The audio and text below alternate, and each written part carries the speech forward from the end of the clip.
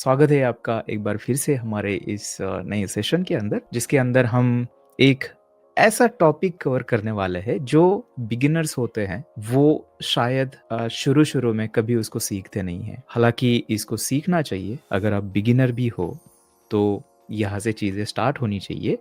लेकिन पता नहीं क्यों बिगिनर्स जो है वो सोचते हैं कि ये जो कॉन्सेप्ट है जो कि आज हम देखने वाले हैं वो थोड़ी-सी एडवांस लेवल की होती है। हालाँकि ऐसा नहीं है। तो हम आज देखने वाले हैं जो कि है टेस्टिंग। मैं आपको लेके चलता हूँ हमारे स्क्रीन के ऊपर और इसके अंदर टेस्टिंग के बारे में आज के इस सेशन के अंदर हम देखने वाले हैं और ख़ास करके एप्लीकेशन टेस्टिंग। अब ये एप्लीकेशन टेस्टिंग जो है ना इसका बहुत लोगों को ऐसे डर रहता है कि क्या एप्लीकेशन टेस्टिंग है, टेस्ट केसेस लिखने हैं, क्या होता है इसके अंदर? ये तो सीनियर लेवल के लोगों का काम है। हम तो अभी-अभी बिगिनर है, अभी तो हम वेब एप्लीकेशन नॉर्मल वाला बनाते हैं, हम कहाँ टेस्ट लिखेंगे, राइट? टेस्टिंग एक ऐसी चीज़ है जो कि इतनी ज़्यादा मायने रखती है आपके डेवलपमेंट के अंदर कि इसको आपको चाहे आप बिगिनर हो टेस्टिंग को आपको सीखना बहुत ज़्यादा ज़रूरी है।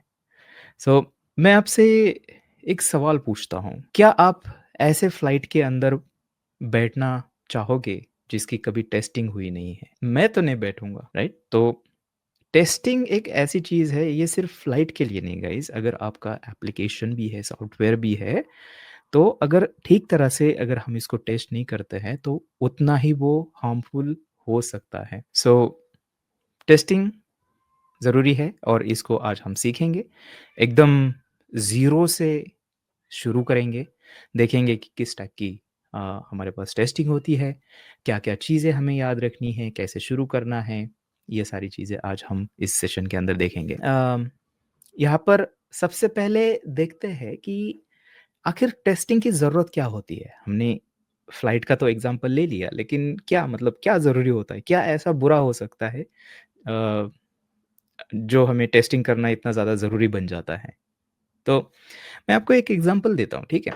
तो समझ लेते हैं कि हम कोई एप्लीकेशन बना रहे हैं, एक ई-कॉमर्स एप्लीकेशन हमने बना दिया, ठीक है? छोटी-सी एक टीम है, 10 लोगों की टीम है, उसके अंदर 1-2 टेस्टर्स हैं, जो कि यहाँ-वहाँ क्लिक करके टेस्ट करते हैं हमारे एप्लीकेशन को। तो हर 2 वीक में एक नया रिलीज़ होता है, ठीक है? नई फंक्शनैलिटी जो है, उसको डेवलप करके रिलीज़ की जाती है। सो अब क्या होता है, समझ लेते हैं कि पहला रिलीज़ हो गया, जो सारे टेस्टर्स थे उन्होंने मैनुअली यहाँ-वहाँ टेस्ट करके सारी चीज़ें देखी, हाँ, ये बटन चल रहा है, ये फॉर्म चल रहा है, सारी चीज़ें सबमिट हो रही है, रिकॉर्ड हमारा गेट हो रहा है, सब सब कुछ ठीक है। अब और 2 वीक के बाद और एक रिलीज़ जाता है जिसके अंदर डेवलपर्स ने बहुत सारे फीचर्स, क्योंकि टीम थोड़ी-सी 8 लोगों की है, 8 डेवलपर्स है इसके अंदर, तो बहुत सारे फीचर्स 2 वीक के अंदर यहाँ पर डेवलप हुए हैं। अब इनको रिलीज़ करना है, तो इनको रिलीज़ कर देते हैं। करने से पहले टेस्टिंग होती है, जो टेस्टर्स है बेसिकली मैनुअली आपके देखेंगे बटन दबा के सब कुछ, जो फीचर था, क्या वो ठीक से काम कर रहा है जो नया ऐड होने वाला है।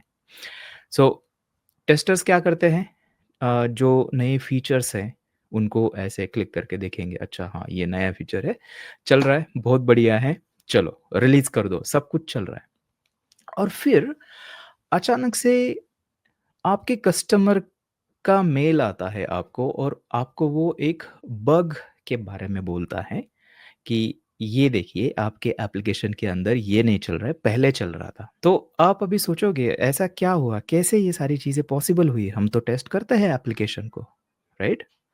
बट थोड़ा सोचिए कि जो आपके टेस्टर्स थे, उन्होंने सिर्फ़ क्या किया, जो नए फीचर्स थे, उनको टेस्ट किया था, उसमें सब कुछ ठीक था। लेकिन जब भी हम कोड लिखते हैं डेवलपर्स, तो बहुत बार ऐसी चीज़ें होती है, एक नए फीचर की वजह से जो पुराना कोई फीचर है, वो ब्रेक हो जाता है। नए कोड की वजह से पुराना जो कोड है, वो ब्रेक हो जाता है और जो पुराने जो फीचर्स थे, उनको तो हमारे टेस्टर ने टेस्ट किया ही नहीं, राइट? तो चलो, अभी टेस्टर को बोलते हैं कि अभी क्या करना है, आपको पुराना भी कोड टेस्ट करना है, फीचर्स और जो नए फीचर्स जो है वो भी टेस्ट करने हैं। तो अब फिर एक नया रिलीज़ आता है। तो टेस्टर जो है जो पुराने फीचर्स है प्लस नए फीचर्स है, वो सारे टेस्ट करना शुरू कर देते हैं, ठीक है? अब नए जो फीचर्स थे वो 5 थे और पुराने थे 50, तो कितने हुए? 55 फीचर्स हो गए, वो टेस्ट करने में एक ही टेस्टर था, तो उसको काफ़ी सारा टाइम लग गया, ठीक है? अब अब क्या होता है कि एक नया फिर से रिलीज़ आता है जिसके अंदर और नए 10 फीचर्स आते हैं। अब क्या होगा, अब जो टेस्टर है उसको जो पहले वाले 55 फीचर्स थे, वो टेस्ट करने पड़ेंगे, प्लस ये 10 जो है वो टेस्ट करने पड़ेंगे। अब यहाँ पे आपको थोड़ा-सा अंदाज़ा आना शुरू हुआ होगा कि एक टाइम ऐसा आएगा जहाँ पे इस तरह से टेस्टिंग करना बिल्कुल नामुमकिन हो जाएगा, इम्पॉसिबल हो जाएगा। क्योंकि हर एक रिलीज़ के ऊपर अगर हमें पूरी स्टार्टिंग से लेके अगर पूरे फीचर्स मैनुअली टेस्ट करने की ज़रूरत पड़ रही है, सोचिए इसके लिए कितने रिसोर्सेज़ लगेंगे, कितने टेस्टर्स लगेंगे और ये ह्यूमन अगर इसको टेस्ट कर रहा है तो ह्यूमन एरर इसके अंदर आ सकती है। हो सकता है कि टेस्टर ने टेस्ट करते-करते थोड़ा-सा इग्नोर कुछ कर दिया और गलती से एक फीचर टेस्ट होना ही रह गया, पॉसिबल है। ये जो हमने देखा इसको हम मैनुअल टेस्टिंग बोलते हैं, ठीक है? और मैनुअल टेस्टिंग जो है ये की जाती है, बहुत सारी कंपनीज़ के अंदर की जाती है। जब भी हम लेट्स से अगर जो हमारा क्लाइंट होता है, क्लाइंट जब भी एक्सेप्ट करता है किसी प्रोडक्ट को, वो वैसे मैनुअली ही सारी टेस्ट जो है वो करके देखता है, हाँ, हाँ, ये फीचर है। लेकिन एज़ अ डेवलपर हमारा ये एक ड्यूटी बनती है कि आप जो आपका कोड है, नए कोड की वजह से आपका पुराना कोड जो है, वो ब्रेक ना हो जाए। सो ऐसा क्या कर सकते हैं जिससे हम ये वाला प्रॉब्लम सॉल्व कर सकते हैं? तो इसको सॉल्व करने के लिए हम यूज़ करते हैं ऑटोमेटेड टेस्टिंग। अब ये ऑटोमेटेड टेस्टिंग क्या होती है गाइस? देखिए, बहुत ही सिंपल सा काम है। हम क्या करते थे, जो पहले जो टेस्टर था, वो सारी चीज़ें मैनुअली करता था, राइट? मैनुअली क्लिक करके देखता था। अभी जो वो काम कर रहा था ना मैनुअली, हम क्या करेंगे, वही काम हम कोड के अंदर लिखेंगे, लॉजिक लिखेंगे उस टेस्टिंग का। हम कोड के अंदर लिखेंगे कि हाँ, ये बटन क्लिक करो, ये बटन क्लिक करने के बाद ये रिज़ल्ट उसका चेक करो। ये हम कोड के थ्रू लिखेंगे, ओके? और फिर जभी भी हमें रिलीज़ करना होता है, तो हमारी जो कोड फ़ाइल है, जो कि जिसके अंदर हमने हमारी टेस्ट लिखी हुई है, उसको हम रन करते हैं। और इसको रन करने के बाद क्या होता है, हमारी टेस्ट फ़ाइल रन होती है, जो भी फ़ीचर का टेस्टिंग हमने लिखा था, वो रन हो जाएगा और अगर सब कुछ ठीक है, इसका मतलब हमारे जो फ़ीचर है, वो अभी तक ब्रेक नहीं हुए हैं। क्योंकि नए फ़ीचर्स जब भी आते जाएँगे, तो हम नए फ़ीचर्स के लिए जो सारी टेस्ट केसेस है, वो लिखते जाएँगे। टेस्ट केसेस मतलब ऐसे टेस्ट फाइल्स जो है, वो लिखते जाएँगे, लिखते जाएँगे। नई-नई टेस्ट केसेस ऐड होती जाएगी और हर एक रिलीज़ से पहले बस हमें एक कमांड रन करनी होती है कि रन कर दो टेस्ट को, तो आपकी जो पुरानी सारी 50, 100, 200, 300 जितनी भी टेस्ट है, वो तुरंत रन हो जाएगी। और इससे हम अगर सारी टेस्ट हमारी पास हो जाती है, तो इससे हम एंश्योर कर पाते हैं कि हमारा जो पुराना जो कोड है, वो ब्रेक नहीं हुआ है। एक कॉन्फिडेंस इसके अंदर हमें आता है कि सब कुछ ठीक है, चलो अभी रिलीज़ कर देते हैं। ये जो हमने किया, कोड लॉजिक जो टेस्टिंग का लॉजिक है, किसी फ़ाइल के अंदर लिख कर उसको रन करना, इसको हम बोलते हैं ऑटोमेटेड टेस्टिंग। ये ऑटोमैटिकली होती है। हम बस एक बार इसकी टेस्ट केस लिखते हैं और फिर ऑटोमैटिकली उसको एज़ अ प्रोग्राम रन करते हैं। इसके बाद और एक चीज़ हमें देखनी है जो कि है देखिए, समझ लेते हैं कि हम कोड लिखते हैं डेवलपर, राइट? और जैसे ही हम कोड लिखते हैं, तो क्या होता है, जैसे हम पुश करते हैं कोड को कहाँ पर? गिटहब के ऊपर या फिर जो भी गिट आप यूज़ कर रहे हो, वहाँ पर हम इसको पुश करते हैं। कोड को पुश करने के बाद क्या हो जाता है कि ऑटोमेटिक हम ऐसे कुछ पाइपलाइन्स बना के रखते हैं, जिससे क्या हो जाता है कि हमारा कोड जो है, ऑटोमेटिकली उसके ऊपर की जो सारी टेस्ट हमने लिखी थी, वो ट्रिगर हो जाती है। जो टेस्ट केसेस है, वो रन होती है। और जैसे ही टेस्ट केसेस रन हो जाती है, अगर सब कुछ ठीक है, तो ये जो कोड है हमारा, वो डिप्लॉय हो जाता है हमारे सर्वर के ऊपर। यहाँ पर सर्वर के ऊपर डिप्लॉय हो जाता है। इसका मतलब जो नया रिलीज़ है इस तरह से कोड लिखेंगे, पुश करेंगे और पुश करने के बाद यहाँ पे टेस्ट केसेस रन हो जाएगी। सब कुछ अगर ठीक है, तो कोड हमारा डिप्लॉय हो गया। ये सारी पाइपलाइन होती है एक, ठीक है? इसको हम क्रिएट करते हैं। हालाँकि हम आगे जाके देखने वाले हैं हमारे इस कोहोर्ट के अंदर पाइपलाइन के बारे में, बट इस तरह से काम होगा, ठीक है? अब समझ लेते हैं कि ये जो टेस्ट केस है हमारी, यहाँ पे कौन-सी तो टेस्ट केसेस जो है वो फ़ेल हो गई, ठीक है?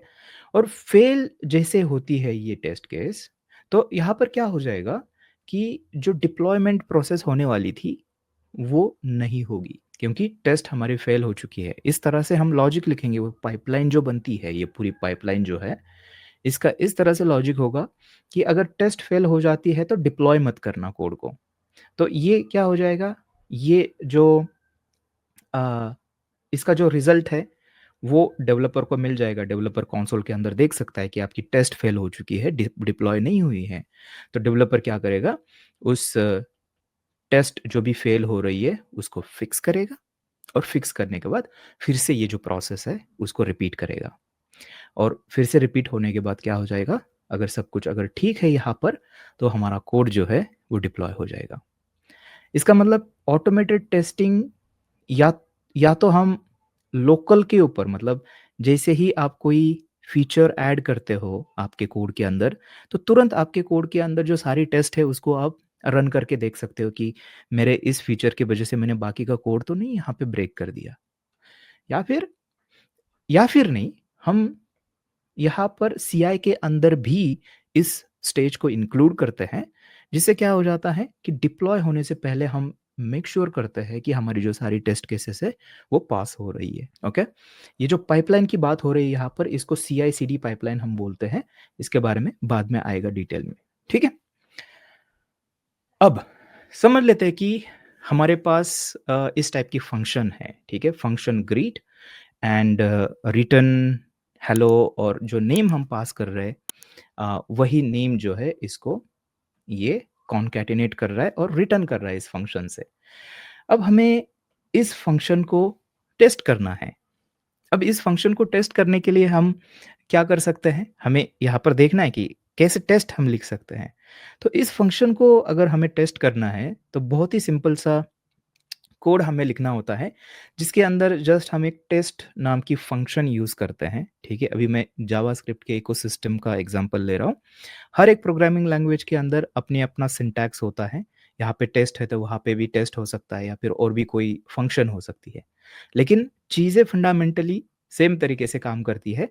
हम क्या करते हैं टेस्ट फंक्शन को कॉल करते हैं और यहाँ पर क्या करते हैं, इसको कुछ डिस्क्रिप्टिव नाम देते हैं, ठीक है? कुछ भी हो सकता है, आपको क्या करना है, greet returns the correct greeting क्योंकि यही तो हमें टेस्ट करना है इस फंक्शन को। फिर यहाँ पर हम सेकंड पैरामीटर जो है यहाँ पर दे रहे हैं, एक कॉल बैक, एक फंक्शन दे रहे हैं, एक एरो फंक्शन हमारे केस में है और ध्यान से देखिए यहाँ पर क्या किया है हमने, ये इसका बेस है, इसको अगर आप एक बार समझ जाओगे, तो आपकी टेस्टिंग की कॉन्सेप्ट जो है ना, वही क्लियर हो जाएगी। टेस्टिंग इतनी सिंपल सी कॉन्सेप्ट है, हम क्या कर रहे हैं, ये जो ग्रीट फंक्शन है, देखिए ये जो ग्रीट फंक्शन है, इसको यहाँ पर कर रहे हैं कॉल और उसका रिज़ल्ट यहाँ पर स्टोर कर रहे हैं एक्चुअल के अंदर और फिर एक्सपेक्टेड जो रिज़ल्ट हमें जो चाहिए, क्योंकि हम टेस्ट कर रहे हैं ना, मैनुअली अगर करोगे तो ऐसे ही करोगे ना, फंक्शन को कॉल करोगे और उसको लेट्स से आपने वर्ल्ड जो है, ये वर्ड आपने पास कर दिया, तो आपके दिमाग में तो यही होगा ना कि अभी देखो, अभी हेलो वर्ल्ड आना चाहिए, राइट? वही तो हम कोड के थ्रू कर रहे हैं। मैं यहाँ पर फंक्शन को कॉल कर यहाँ पर ये वर्ल्ड जो है, इसको मैं पास कर रहा हूँ और मैं फिर बोल रहा हूँ कि हाँ, ये मैं ऐसे आना चाहिए अभी, ये एक्सपेक्टेड है, ठीक है? स्ट्रिंग को जस्ट मैंने यहाँ पर एक वेरिएबल के अंदर स्टोर किया। वेरिएबल के अंदर स्टोर नहीं करोगे तो भी चलेगा, कोई प्रॉब्लम नहीं है और यहाँ पर हम एक असर्ट नाम का ऑब्जेक्ट यूज़ कर रहे हैं और उसके ऊपर स्ट्रिक्ट इक्वल नाम की एक मेथड कॉल कर रहे हैं और इसके अंदर हम दोनों वैल्यूज़ दे रहे हैं कि जो एक्चुअल है, मतलब ये फंक्शन कॉल करके जो अभी हमें मिली यहाँ पर और एक्सपेक्टेड ये जो होनी चाहिए, वो ये देते हैं। और ये जो हमने किया है, इसको असर्शन बोलते हैं हम। और असर्शन मतलब और कुछ नहीं होता है, जो हम 2 वैल्यूज़ देते हैं, इसको ये कंपेयर करके हमें प्रॉपर रिज़ल्ट देता है। अगर ये एक्चुअल या देखिए स्ट्रिक्ट इक्वल इसके ऊपर ना और भी मेथड्स आती है, डीप स्ट्रिक्ट इक्वल या फिर टू बी, अगर आपने कभी फ्रंट एंड के ऊपर अगर टेस्ट देखी है, जेस्ट के बारे में अगर आपने कभी सुना है, तो अलग-अलग सिंटैक्स होता है क्योंकि ये जो असर्ट होता है ना, इसकी एक अलग से लाइब्रेरी ही बनाई जाती है जिसको हम असर्शन लाइब्रेरी बोलते हैं। तो उसके अंदर बहुत सारे असर्शन की मेथड्स हमें मिल जाती हैं। तो इसमें से एक ये है स्ट्रिक्ट इक्वल, जहाँ पर स्ट्रिक्टली ये कंपेयर करेगा दोनों वैल्यूज़ को, और अगर सब कुछ ये कंपेयर अगर हो रहा है, तो हमारी टेस्ट पास हो जाएगी। अगर नहीं हो रहा है, तो हमारी टेस्ट फेल हो जाएगी। That's it. यही है टेस्टिंग। और इसको हम बोलते हैं, ये जो टेस्टिंग हमने की है ना यहाँ पे, ये जो टेस्ट हमने लिखी है, इसको हम यूनिट टेस्ट बोलते हैं। इसके बारे में थोड़ा-सा आगे जाके हम देखेंगे और डिटेल्ड इन्फॉर्मेशन, बट ये एक यूनिट टेस्ट है, ठीक है? इस टाइप की जो टेस्ट होती है, इसको हम यूनिट टेस्ट बोलते हैं। मतलब कितनी सिंपल सी कॉन्सेप्ट है ये। बस जिस फंक्शन को आपको टेस्ट करना है, बस उसको कॉल करो और आपका जो एक्सपेक्टेड रिजल्ट है, वो बता दो, और असर्शन जो मेथड होती है, उसको बस पास करो कि ये आया है और मैं ये चाहता हूँ। चेक करके बताना मुझे कि वो सेम है या नहीं है। That's it. यही है हमारी एप्लीकेशन टेस्टिंग, ऑटोमेटेड टेस्टिंग, और ख़ास करके अगर इसकी बात करें, तो ये है हमारी यूनिट टेस्ट। अब अब सोच रहे होंगे कि यूनिट टेस्ट मैंने बोल दिया है। यूनिट टेस्ट अगर बोल दिया है तो फिर यूनिट टेस्ट के अंदर ये क्या होता है यूनिट टेस्ट? और भी किस टाइप की टेस्ट होती है क्या? हाँ, बिल्कुल होती है। तो टेस्टिंग के अंदर ना अलग-अलग टाइप की टेस्टिंग आती है। तो जो सबसे पहली जो टेस्ट है, टेस्ट का जो टाइप है, वो है बेसिकली यूनिट टेस्ट, जो कि अभी-अभी हमने देखा। इसके अंदर क्या होता है कि हम स्मॉलेस्ट यूनिट जो होता है हमारे कोड के अंदर, उसको टेस्ट करते हैं। और हमारे कोड के अंदर स्मॉलेस्ट यूनिट अगर हम बात करें, तो एक फंक्शन हो सकती है जो कि सबसे स्मॉलेस्ट यूनिट है। उसको हम यहाँ पर टेस्ट कर रहे हैं। और सबसे ख़ास बात ये है, इसका एक रूल होता है कि जो भी आप ये टेस्ट कर रहे हो ना, इसको आइसोलेशन में टेस्ट करना होता है हमें। इस वर्ड को आप याद रखिए, ये थोड़ी देर में हमारे स्टोरी के अंदर फिर से आने वाला है, ओके? आइसोलेशन, इसका मतलब ये जो फंक्शन होती है ना, इसको इस तरह से एक बंद डब्बे में रन किया जाता है, जिससे वो बाहर की जो चीज़ें होती है, उसकी डिपेंडेंसीज़ हो सकती है, या फिर वो फंक्शन और किसी फंक्शन को कॉल कर रही होगी अंदर से, उनको कुछ साइड इफ़ेक्ट नहीं देना है। इसके बारे में थोड़ा-सा आगे जाके हम थोड़ा-सा डीप डाइव करने वाले हैं। बट आइसोलेशन मतलब अगर इस फंक्शन को टेस्ट कर रहे हैं, तो उसी फंक्शन का जो लॉजिक है वो टेस्ट होना चाहिए। That's it. ये है आइसोलेशन, और आइसोलेशन के अंदर हम इसको टेस्ट करते हैं, इसको हम यूनिट टेस्टिंग बोलते हैं। ओके? ये सबसे छोटी टेस्ट होती है और बहुत फ़ास्ट होती है। अब यहाँ पर जो दूसरा टाइप है वो है इंटीग्रेशन टेस्ट। अब इंटीग्रेशन टेस्ट बहुत इंटरेस्टिंग है। इंटीग्रेशन के अंदर क्या होता है मैं बताता हूँ आपको। देखिए, हमने यूनिट टेस्ट के अंदर ये एक फंक्शन है, एक फंक्शन है, ये वाली एक फंक्शन है। इनको हमने टेस्ट कर दिया। लेट्स से कि यहाँ पे भी और कोई फंक्शन है। इसको हमने अलग-अलग से यूनिट टेस्ट के अंदर टेस्ट किया। अब हमें क्या करना है, इंटीग्रेशन के अंदर क्या होता है कि ये एक फंक्शन मतलब अकेले ही काम नहीं करती है ना। हमारे कोड के अंदर क्या होता है कि हम मल्टीपल फंक्शंस का यूज़ करके एक हमारा लॉजिक बनता है, राइट? सो हो सकता है कि ये जो फंक्शन है, ये इस फंक्शन को कॉल कर रही हो, ये फंक्शन इस फंक्शन को कॉल कर रही हो, फिर ये यहाँ से ये इम्पोर्ट कर रही है, फिर यहाँ से ये कॉल कर रही है। पॉसिबल है, राइट? ऐसे हम डिपेंडेंसीज़ होती है हमारी।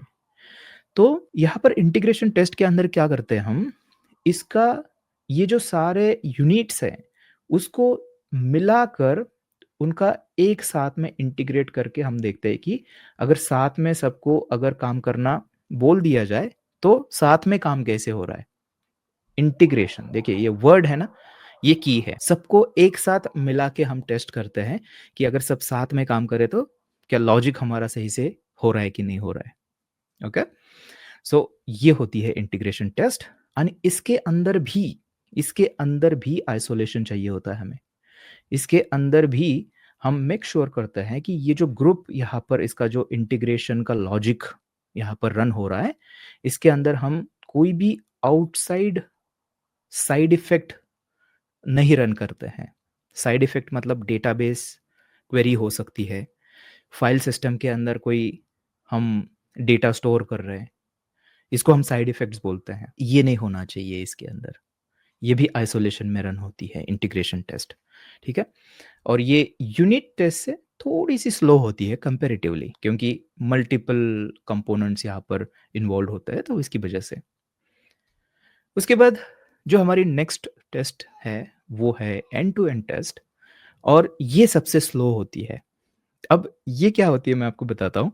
अब हमने ग्रुप भी देखा है यहाँ पर, राइट? इस तरह से ग्रुप में सारी टेस्टिंग हो रही है और यहाँ पर एंड टू एंड टेस्टिंग में क्या होता है जो हमने इससे पहले जो आइसोलेशन में इसको किया था ना, यहाँ से हम आइसोलेशन हटा देते हैं।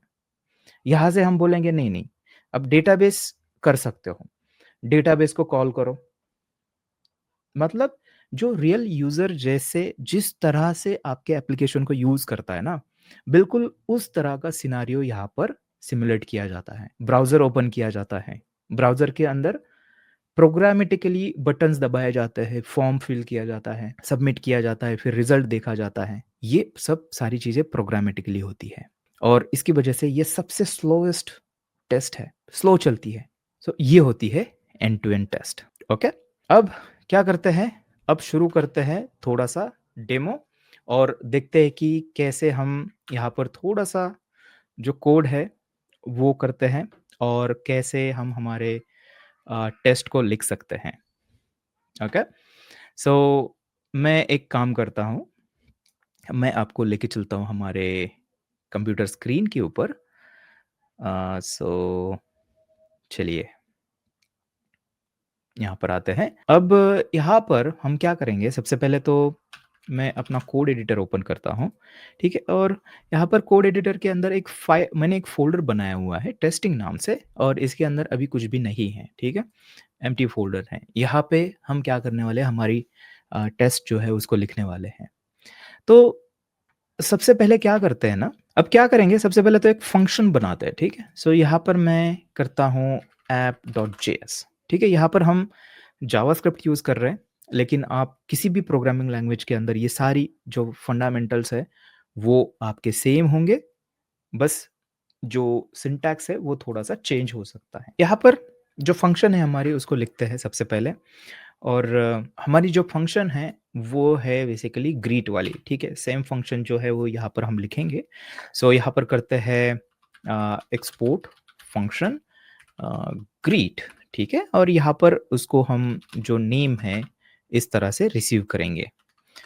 अब यहाँ पर हमें क्या करना है, यहाँ पर जस्ट रिटर्न करना है, रिटर्न देखिए हेलो और यहाँ पर स्पेस देकर इस तरह से हम क्या करेंगे, कॉन्कैटिनेट करेंगे नेम पैरामीटर का जो हमें यहाँ पर रिसीव हुआ है, देखिए, राइट?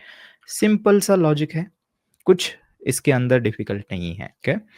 सो अब यहाँ पर क्या करेंगे, अभी इस फंक्शन को अगर हमें टेस्ट करना है, तो देखिए, जो हम टेस्ट करने की बात कर रहे हैं, तो टेस्ट करने के लिए हमें बेसिकली कुछ अपना खुद का लॉजिक हम खुद लिख सकते हैं। जैसे कि हम किसी फ़ाइल के अंदर इस फ़ंक्शन को कॉल कर उसका रिज़ल्ट हम इफ एल्स लगाकर चेक कर सकते हैं। वो भी टेस्ट हो गई एक, मैनुअल टेस्ट हो गई, मैनुअल नहीं मतलब वो भी एक टेस्ट हो गई। लेकिन हम क्या करते हैं, हम इसको कुछ टूल्स और लाइब्रेरीज़ यूज़ करते हैं जिससे हमारा जो टेस्टिंग का काम है वो थोड़ा-सा आसान हो जाता है। जो उसका रिज़ल्ट होगा या फिर उसकी कॉन्करेंसी होगी, उसका स्पीड जो होता है, कितने सीपीयूज़ बैकग्राउंड में टेस्ट रन के लिए यूज़ करने हैं, ये सारी चीज़ें इसका ऑलरेडी फ्रेमवर्क्स और लाइब्रेरीज़ एक्ज़िस्ट करती है। तो हम कभी मैनुअली इस तरह से इफ एल्स करके लॉजिक नहीं लिखते हैं हमारे टेस्ट का, हम बनी-बनाई जो लाइब्रेरीज़ हैं, उसको हम यूज़ करते हैं। तो बहुत ही पावरफुल लाइब्रेरीज़ है जैसे कि जेस्ट है, जेस्ट के साथ में मोका है और भी बहुत सारी है गाइज़। इसी के साथ में और एक जो है, जो हम यहाँ पर यूज़ करने वाले हैं, वो है नोड.जेएस का टेस्ट रनर, जो कि इनबिल्ट है। आई थिंक वर्ज़न 18 में ये ऐड हुआ था, लेकिन ये 22 23 में इसके अंदर और भी फीचर्स ऐड किए थे नोड.जेएस के, ठीक है? सो हम इसको क्या करेंगे, नोड.जेएस का जो इनबिल्ट टेस्ट रनर है, उसको हम यूज़ करेंगे, जो कि बहुत ही पावरफुल है। इसको यूज़ करने से पहले ना, आप दोस्तों एक चीज़ यहाँ पर मेक श्योर करना कि आप नोड.जेएस का वर्ज़न जो है, वो एटलीस्ट 23 यूज़ कर रहे हो। सो मैं एनवीएम यहाँ पर यूज़ कर रहा हूँ वर्ज़न मैनेजमेंट के लिए, और यहाँ पर करूँगा 23, इस तरह से करूँगा। देखिए नोड वर्ज़न, तो अभी देखिए ये 23 है, 23.11, जो कि ठीक है, क्योंकि इसके अंदर जो हमारे फीचर्स हैं, वो अगर सारे हमें चाहिए, जो अभी हम देखने वाले हैं इस सेशन के अंदर, तो आपका वर्ज़न एटलीस्ट ये होना चाहिए नोड का, ओके? सो अब इसको हमें अगर करना है टेस्ट, तो नोड.जेएस के अंदर क्या होता है बेसिकली, इसको अगर हमें टेस्ट करना है, तो हम इस तरह से फ़ाइल बना सकते हैं, जैसे कि ऐप, ठीक है? सेम नाम से हम रख सकते हैं इसको, और यहाँ पे आपको टेस्ट देना होता है, इस तरह से एक्सटेंशन .js। ध्यान से देखिए कैसे ये किया हुआ है, app.test.js। ये एक कन्वेंशन नोड.जेएस यूज़ करता है, और जितनी भी, जैसे हम टेस्ट रन करेंगे, तो जितनी भी फाइल्स के अंदर इस टाइप का एक्सटेंशन यहाँ पर होगा, वो सबको as a test file consider करता है और उसको रन करता है, ओके? ये एक चीज़ कर सकते हो, या फिर आप एक फ़ोल्डर बना सकते हो टेस्ट नाम का, और उसके अंदर आपको मूव करना होता है इसको, और यहाँ पर अगर आप टेस्ट नहीं भी दोगे, तो भी चलेगा। तो नोड.जेएस क्या करेगा, टेस्ट फ़ोल्डर के अंदर जो भी आपकी फाइल्स होती है, उसको as a test file consider करेगा। लेकिन मैं हमेशा यहाँ पर इस तरह से एक्सप्लिसिटली जो डॉट टेस्ट है वो देता हूँ। इससे चीज़ें क्लियर हो जाती है, कि देख के हमें पता चलता है कि ये हमारी टेस्ट फाइल है। अब देखिए, अब हमें क्या करना है यहाँ पर, सबसे पहले तो यहाँ पर हमें लिखना है कि इट, ठीक है? इट, या फिर एक काम करते हैं, टेस्ट इस तरह से लिखते हैं। टेस्ट फंक्शन जो हमने बात की थी, कि टेस्ट फंक्शन को हम यूज़ करते हैं। तो टेस्ट फंक्शन को यहाँ पर करेंगे, और यहाँ पर लिखते हैं ग्रीट रिटर्न्स, और कुछ डिस्क्रिप्टिव इसको नाम देना है, test greet returns the correct greeting. और इसके अंदर और एक चीज़ मैं आपको बताता हूँ, देखिए, ये जब भी टेस्ट हम यूज़ करते हैं ना, तो ऐसे आपको इसको इंग्लिश की तरह पढ़ना है। So test greet returns the correct greeting. तो ये एक ऐसे सेंटेंस टाइप होना चाहिए बेसिकली, जिससे हमें हमारी जो टेस्ट केसेस होती है, वो बहुत ही ज़्यादा रीडेबल हो जाती है। सो टेस्ट, यहाँ पर आप दैट कीवर्ड भी वर्ड भी यूज़ कर सकते हो, ताकि एक सेंटेंस जैसा ये लगे, ठीक है? ये आपके ऊपर डिपेंड करता है, मैं हटा देता हूँ अभी के लिए। तो ये रहा हमारा इसका नाम, इसको टेस्ट का नाम भी बोलते हैं, और फिर यहाँ पर हमें एक कॉल बैक देना होता है, और इस कॉल बैक के अंदर हम क्या करेंगे, सबसे पहले तो कॉन्स्ट, देखिए, अब इसके अंदर ना और एक चीज़ मैं आपको बताता हूँ। जब भी हम टेस्टिंग करते हैं ना, तो उसको किस तरह से स्ट्रक्चर करना चाहिए ना, उसके लिए एक 3A वाली कॉन्सेप्ट है, ठीक है? 3A। अब ये 3A क्या होती है, इसके अंदर मैं यहाँ पर ही आपको लिख के देता हूँ। पहला जो होता है, वो होता है अरेंज, ठीक है? अरेंज। उसके बाद जो दूसरा होता है, वो होता है एक्ट, और तीसरा जो होता है असर्ट। ये 3 एज़ जो है, उसको आपको याद रखना है। इसी स्ट्रक्चर में, इसी ऑर्डर में आपकी जो टेस्ट केस होती है, उसको आपको लिखना होता है। क्या मतलब है इसका, मैं आपको यहाँ पर करके दिखाता हूँ, देखिए। पहला जो ए जो होता है, अरेंज। अरेंज मतलब जो आपकी टेस्ट रन करने के लिए जो भी आपको कॉन्फ़िगरेशन चाहिए होता है, जो भी सेटअप चाहिए होता है, वो आप इसके अंदर सबसे पहले करते हो। इसके अंदर वेरिएबल्स हो सकते हैं, जैसे कि हमारे केस में अभी हम करने वाले हैं, मेबी यहाँ पर करेंगे कि एक्सपेक्टेड वैल्यू जो है, वो यहाँ पर हम लिखेंगे हेलो, एंड यहाँ पर कुछ देते हैं, हेलो वर्ल्ड, ऐसा कुछ देते हैं, ठीक है? एक मैंने बस सेटअप कर लिया कि ये मेरा एक्सपेक्टेड वैल्यू है, या फिर इसके अंदर और भी चीज़ें हो सकती हैं। चीज़ें जब भी हम और कॉम्प्लेक्स एप्लीकेशन होता है जहाँ पे डेटाबेस वगैरह इन्वॉल्व होता है, तो डेटाबेस का जो सेटअप होता है वो हमें करना होता है। तो ऐसी चीज़ें हम यहाँ पर कर सकते हैं, इसको अरेंज बोलते हैं। अब अरेंज होने के बाद एक्ट हमें करना होता है। एक्ट मतलब जो काम हम करने आए हैं उसको करना। क्या करना है? हमें इस फ़ंक्शन को टेस्ट करना है, राइट? सो उसको टेस्ट करना है तो उसको एक्ट करना पड़ेगा, कॉल करना पड़ेगा उसको। सो यहाँ पर मैं करता हूँ कॉन्स्ट एक्चुअल, ठीक है? एक वेरिएबल, कुछ भी नाम आप इसको दे सकते हो। इसके अंदर स्टोर करते हैं और यहाँ पर उस फ़ंक्शन को कॉल करेंगे। सो फ़ंक्शन कौन-सी है हमारी? ग्रीट, इस तरह से इंपोर्ट करना है ऊपर, देखिए। और यहाँ पर वर्ल्ड मुझे ऐड करना पड़ेगा। सो हाँ, यहाँ पर देखिए वर्ल्ड मैंने ऐड कर दिया इस तरह से। और इस तरह से अब यहाँ पर हमें क्या करना है, और एक चीज़ हम करते हैं, यहाँ पर जेएस आपको लिखना होता है। और मैं जल्दी से यहाँ पर नोड का जो एक प्रोजेक्ट इनिशिएट कर देता हूँ, npm init-y, ठीक है? बस एक पैकेज डॉट जेसन आ जाएगा यहाँ पर। और हम ESM यहाँ पर यूज़ कर रहे हैं, इस टाइप का सिंटैक्स इंपोर्ट वाला।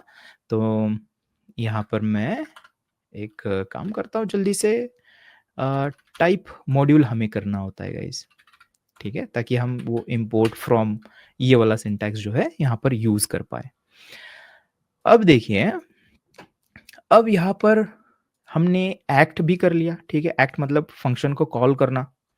अब हम क्या करेंगे, असर्ट करेंगे। असर्ट मतलब जो हम टेस्ट करना चाह रहे थे, जो रिज़ल्ट हम कंपेयर करना चाह रहे थे, उसको असर्शन बोलते हैं।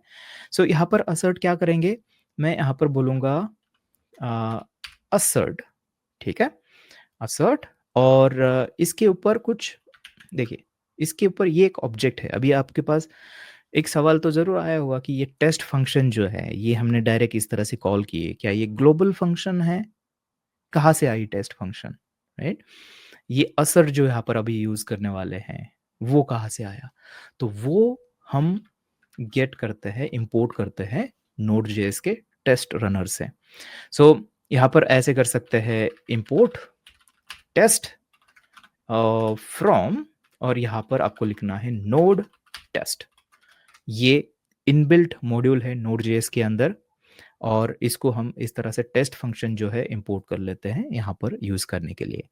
अब जो असर्ट है, असर्ट के लिए नोड.जेएस के अंदर क्या किया हुआ है, असर्शन का एक अलग मॉड्यूल बनाया हुआ है। सो यहाँ पर असर्ट जो ऑब्जेक्ट है उसको इस तरह से हम इंपोर्ट करेंगे, और ये आता है नोड असर्ट के ऊपर। ओके, सो अब क्या कर सकते हैं, इस असर्ट को यहाँ पर यूज़ कर सकते हैं। अगर डॉट देते तो देखिए बहुत सारी मेथड्स, इनको मैचर्स भी बोलते हैं गाइस, ठीक है? ये जो है ना, इनको मैचर्स भी बोलते हैं, deep equal, equal strict, matures भी बोलते हैं। सो यहाँ पर मैं जो चाहता हूँ वो चाहता हूँ strict equal. So strict equal, और स्ट्रिक्ट इक्वल के अंदर बेसिकली 2 चीज़ें देनी होती है जो कि कंपेयर करनी है। सो मैं यहाँ पर बोलूँगा एक्चुअल, एंड दूसरा कौन-सा बचा है? एक्सपेक्टेड। दैट्स इट, बस इतना ही है। अब देखिए, ये रही हमारी टेस्ट, और कितनी छोटी है, 3 ही लाइन है, 3 और ये 4। अब इसको हमें रन करना है, तो रन करने के लिए हम क्या करते हैं, मैं यहाँ पर सेम फ़ोल्डर को यहाँ पर ओपन कर रहा हूँ। सो देखिए, यहाँ पर ये है, हाँ, यही है। तो यहाँ पर हम जो नोड.जेएस का टेस्ट रनर है ना, उसको रन करने के लिए हम नोड इस तरह से करते हैं, डैश डैश टेस्ट, ठीक है? ये कमांड है। तो ये क्या करेगी, करंट फ़ोल्डर से शुरू करेगी ढूँढना सारी फाइल्स, टेस्ट फाइल्स।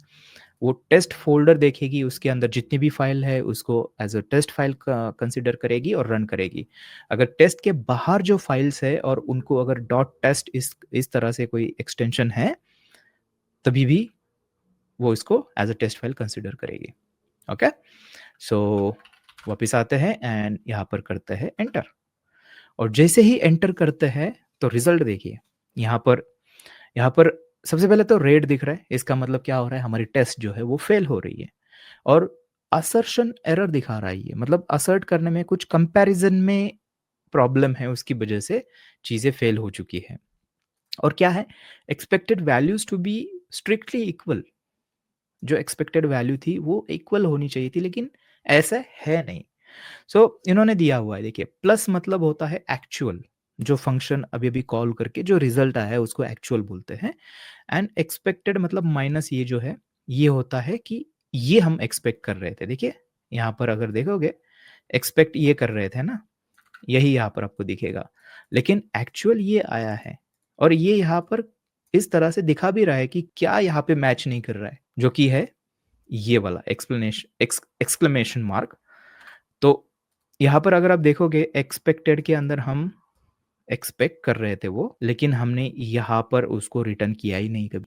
सो अगर मैं मेन फंक्शन के अंदर जाके एक्सक्लेमेशन मार्क अगर ऐड करता हूँ और यहाँ पर आके अगर मैं फिर से टेस्ट को रन करता हूँ, तो अभी ये ग्रीन दिखेगी और कांग्रेचुलेशंस, हमारी ये रही नोड के अंदर पहली यूनिट टेस्ट। इस तरह से हम यूनिट टेस्ट लिखते हैं गाइस।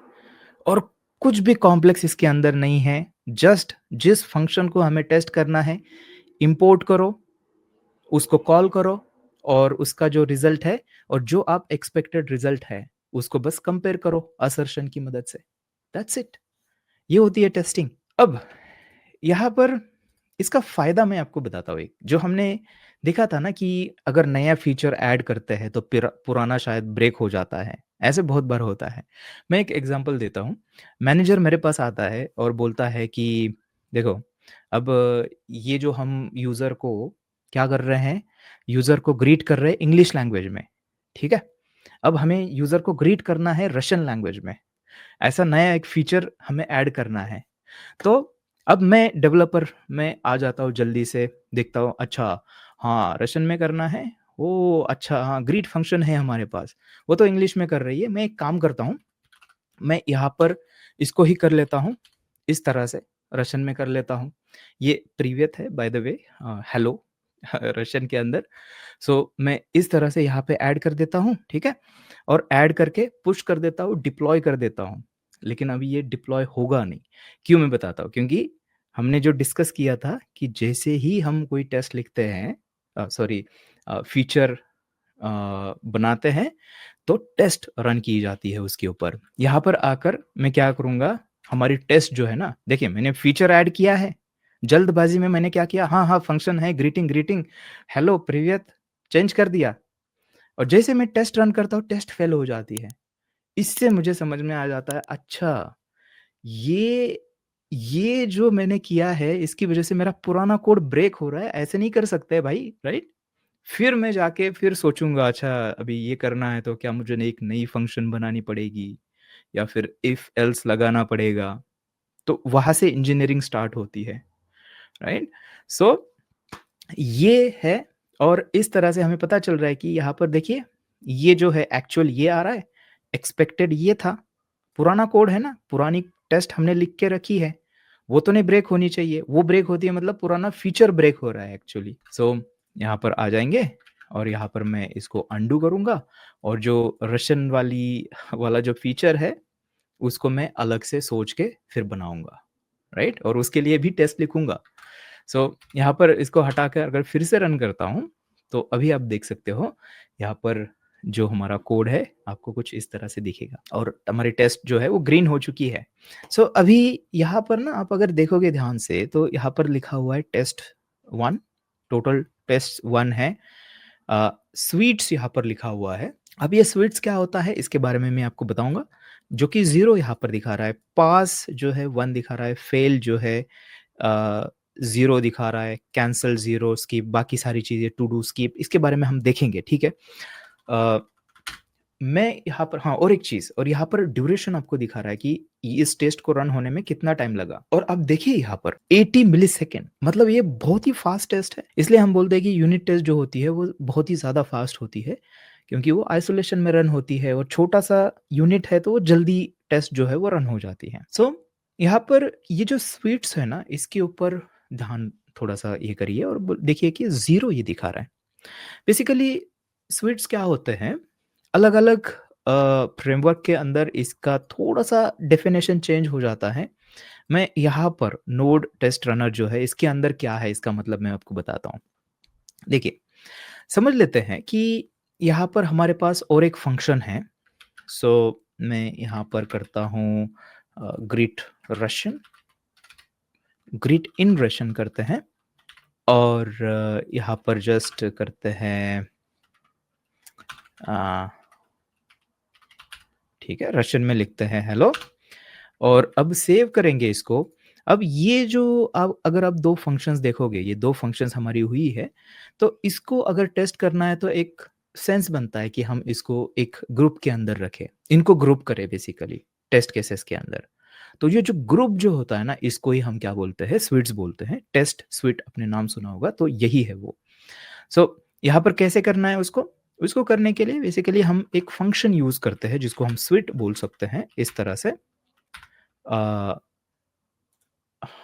हाँ, यही है ना?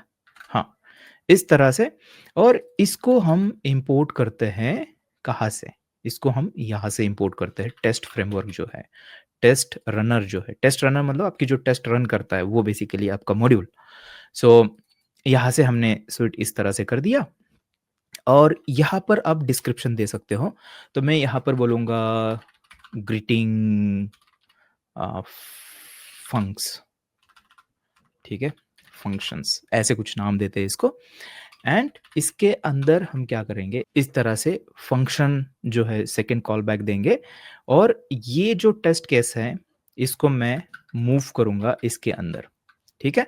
और प्लस यहाँ पर जो दूसरी टेस्ट केस थी हमारी, ये देखिए ये रही पहली और जो दूसरी है उसको भी मैं यहाँ पर करूँगा ग्रीट रिटर्न्स करेक्ट ग्रीटिंग अ यहाँ पर करते हैं इन रशियन और यहाँ पर करते हैं ठीक है, इस तरह से एंड यहाँ पर करते हैं वर्ल्ड के लिए जो है मीर इसको बोलते हैं। सो यहाँ पर भी पास करते हैं मीर इस तरह से, ओके? और बस इसको एक चीज़ हमारी रह गई, ये ग्रीट जो है इसको अभी कॉल करना है ग्रीट इन रशियन ये वाली फंक्शन जो कि हमने यहाँ पर इम्पोर्ट की ही देखिए, ओके? अब देखिए इसको स्विट के अंदर रखा हुआ है हमने, तो ये जो दोनों टेस्ट केसेस है हमारी, वो ग्रुप हो गई, वो एक स्विट का पार्ट हो गई अभी, ठीक है? अब ये क्यों करते हैं हम? क्योंकि यहाँ पर हम आउटपुट जो है वो तो और भी थोड़ा-सा अच्छे तरीके से देख पाते हैं, ग्रुपिंग कर पाते हैं। तो इसके और भी रीज़न्स हैं मैं आपको बताऊँगा अभी, बट सबसे पहले इसको टेस्ट करते हैं। सो यहाँ पर उसके लिए हमें करना है क्या करना था? Node test right? नोड और यहाँ पर करते हैं टेस्ट। देखिए, अब ये बोल रहा है यहाँ पर okay expected values to be strictly equal, actual okay hello Mir and expected था ये वाला मीर, ओके। यहाँ पर देखते हैं ये नेम है, यहाँ पर क्या मिस किया गाइस हमने? ओह हो! उल्टा कर दिया गाइस, सॉरी उल्टा कर दिया। ग्रीट इन रशियन नीचे वाला है फंक्शन एंड ये यहाँ पर सिर्फ ग्रीट है, सॉरी। यहाँ पर आते हैं एंड रन करते हैं तो अभी आप देख सकते हो यहाँ पर थोड़ा-सा यूआई चेंज हो चुका है देखिए। ये ग्रीटिंग फंक्शन हमने जो हमारा स्वीट का नाम दिया था ना, देखिए यही आपको यहाँ पर दिखेगा और उसके अंडर यहाँ पर 2 टेस्ट आपको दिख रही है और यहाँ पर अगर देखोगे अभी ये स्वीट्स बोल रहा है कि 1 है हमारे पास, ओके? तो स्वीट मतलब और कुछ नहीं, बस हम मल्टीपल सिमिलर लॉजिकल फंक्शंस को एक साथ ग्रुप करते हैं, वही हमारा स्वीट है।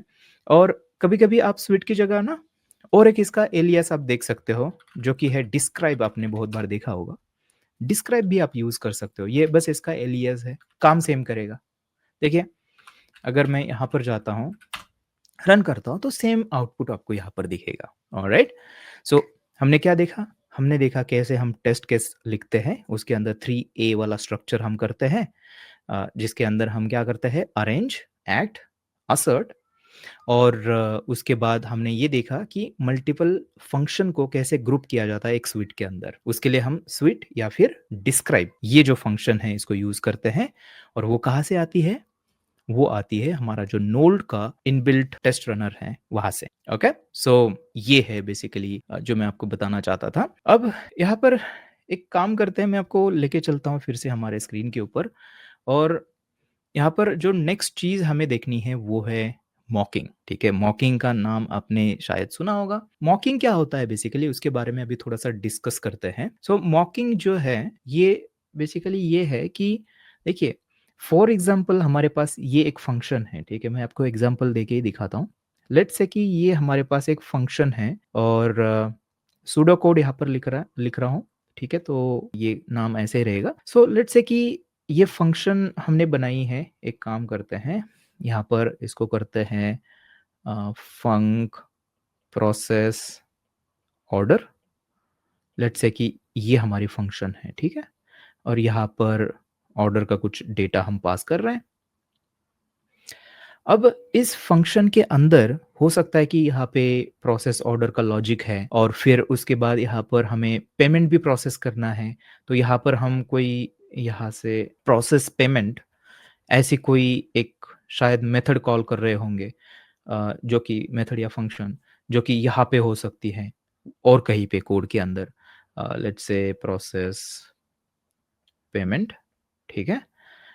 इस तरह से हो सकती है जो कि थर्ड पार्टी जो पेमेंट गेटवे है उसको एपीआई कॉल कर रही होंगी, राइट? ऐसे काम होता है ना? तो हमें टेस्ट जो करनी है यहाँ पर हम देखिए फिर से देखिए यहाँ पर हम यूनिट टेस्ट के बारे में बात कर रहे हैं और हमें अभी अगर ये फंक्शन जो है ये अगर हमें टेस्ट करनी है और यूनिट की जब भी बात करते हैं तो हम एक फंक्शन की बात करते हैं जो कि स्मॉलेस्ट यूनिट है हमारे एग्जीक्यूशन में। तो यहाँ पर अगर इसको टेस्ट करना है तो आपको याद होगा मैंने एक वर्ड बोला था आइसोलेशन। आइसोलेशन के अंदर हमें इसको रन करना होता है। अगर डायरेक्टली इसको इस तरह से टेस्ट करने अगर हम जाएंगे इसके अंदर एक मेथड है, एक फंक्शन है जो कि थर्ड पार्टी एपीआईज कॉल कर रही है। इसको हम बोलते हैं side effect. Side effect third party API call या फिर डेटाबेस के अंदर क्वेरी कर रही है। हो सकता है डेटाबेस के अंदर कोई रिकॉर्ड क्रिएट कर लिया उसने, लॉग के अंदर कोई लॉग एंट्री डाल रही है फाइल सिस्टम के अंदर, S3 के ऊपर और कोई चीज सेव कर रही है। ये होते हैं साइड इफेक्ट्स। अगर हम डायरेक्टली इसको इस तरह से अगर टेस्ट करेंगे तो यहाँ पर आ जाएगा साइड इफेक्ट जो कि हम नहीं चाहते क्योंकि हमें आइसोलेशन के अंदर करना है। यही यूनिट टेस्टिंग का मेन प्रिंसिपल है। तो इसको आइसोलेशन के अंदर करने के लिए हमें क्या करना होता है, ये जो यहाँ पर फंक्शन है, देखिए ये जो फंक्शन है ना, इसको इसका हमें एक फेक वर्जन बनाना होता है। फेक वर्जन या फिर इसको मॉक वर्जन हम बोलते हैं, जिसके अंदर हम क्या करते हैं, सेम डेटा हम रिटर्न करते हैं जो ये वाली फंक्शन रिटर्न करती है। कोई भी एक मॉक्ड डेटा जो ये वाली फंक्शन रिटर्न करेगी, लेकिन इसके अंदर कोई भी थर्ड पार्टी एपीआई कॉल हम नहीं करेंगे ये मॉक वाले के अंदर। इसको हम बोलते हैं किसी फंक्शन को मॉक करना। मैं उम्मीद करता हूं कि आपको ये कॉन्सेप्ट समझ में आ रही है गाइस। मॉकिंग किसी भी प्रोग्रामिंग लैंग्वेज के अंदर सिंटैक्स अलग हो सकता है मॉकिंग का, बट अगर कॉन्सेप्ट आप एक बार समझ जाते हो तो आपको किसी भी प्रोग्रामिंग लैंग्वेज के अंदर दिक्कत नहीं होगी। मॉकिंग हम यूज करते हैं क्योंकि हमें जो फंक्शन को हम टेस्ट कर रहे हैं ना, इसको हमें आइसोलेशन के अंदर रन करना है और इसको आइसोलेशन के अंदर रन करने के लिए हमें जो भी पॉसिबल यहाँ पर साइड इफेक्ट्स हो रहे हैं उनको रोकना होता है। और किसी फंक्शन को अगर साइड इफेक्ट से रोकना है तो उसका एक मॉक्ड वर्जन हमें बनाना होता है जिसके अंदर हम जो एक्सपेक्टेड डेटा चाहिए हमें वो तो रिटर्न करते हैं बट कोई साइड इफेक्ट वाला काम नहीं करते हैं। इसको गाइज हम बोलते हैं मॉकिंग। बहुत ही सिंपल कॉन्सेप्ट है ये। चलिए थोड़ा सा इसका डेमो देखते हैं कि कैसे हम मॉक कर सकते हैं। ओके, मैं आपको लेके चलता हूं फिर से हमारे कोड एडिटर के अंदर।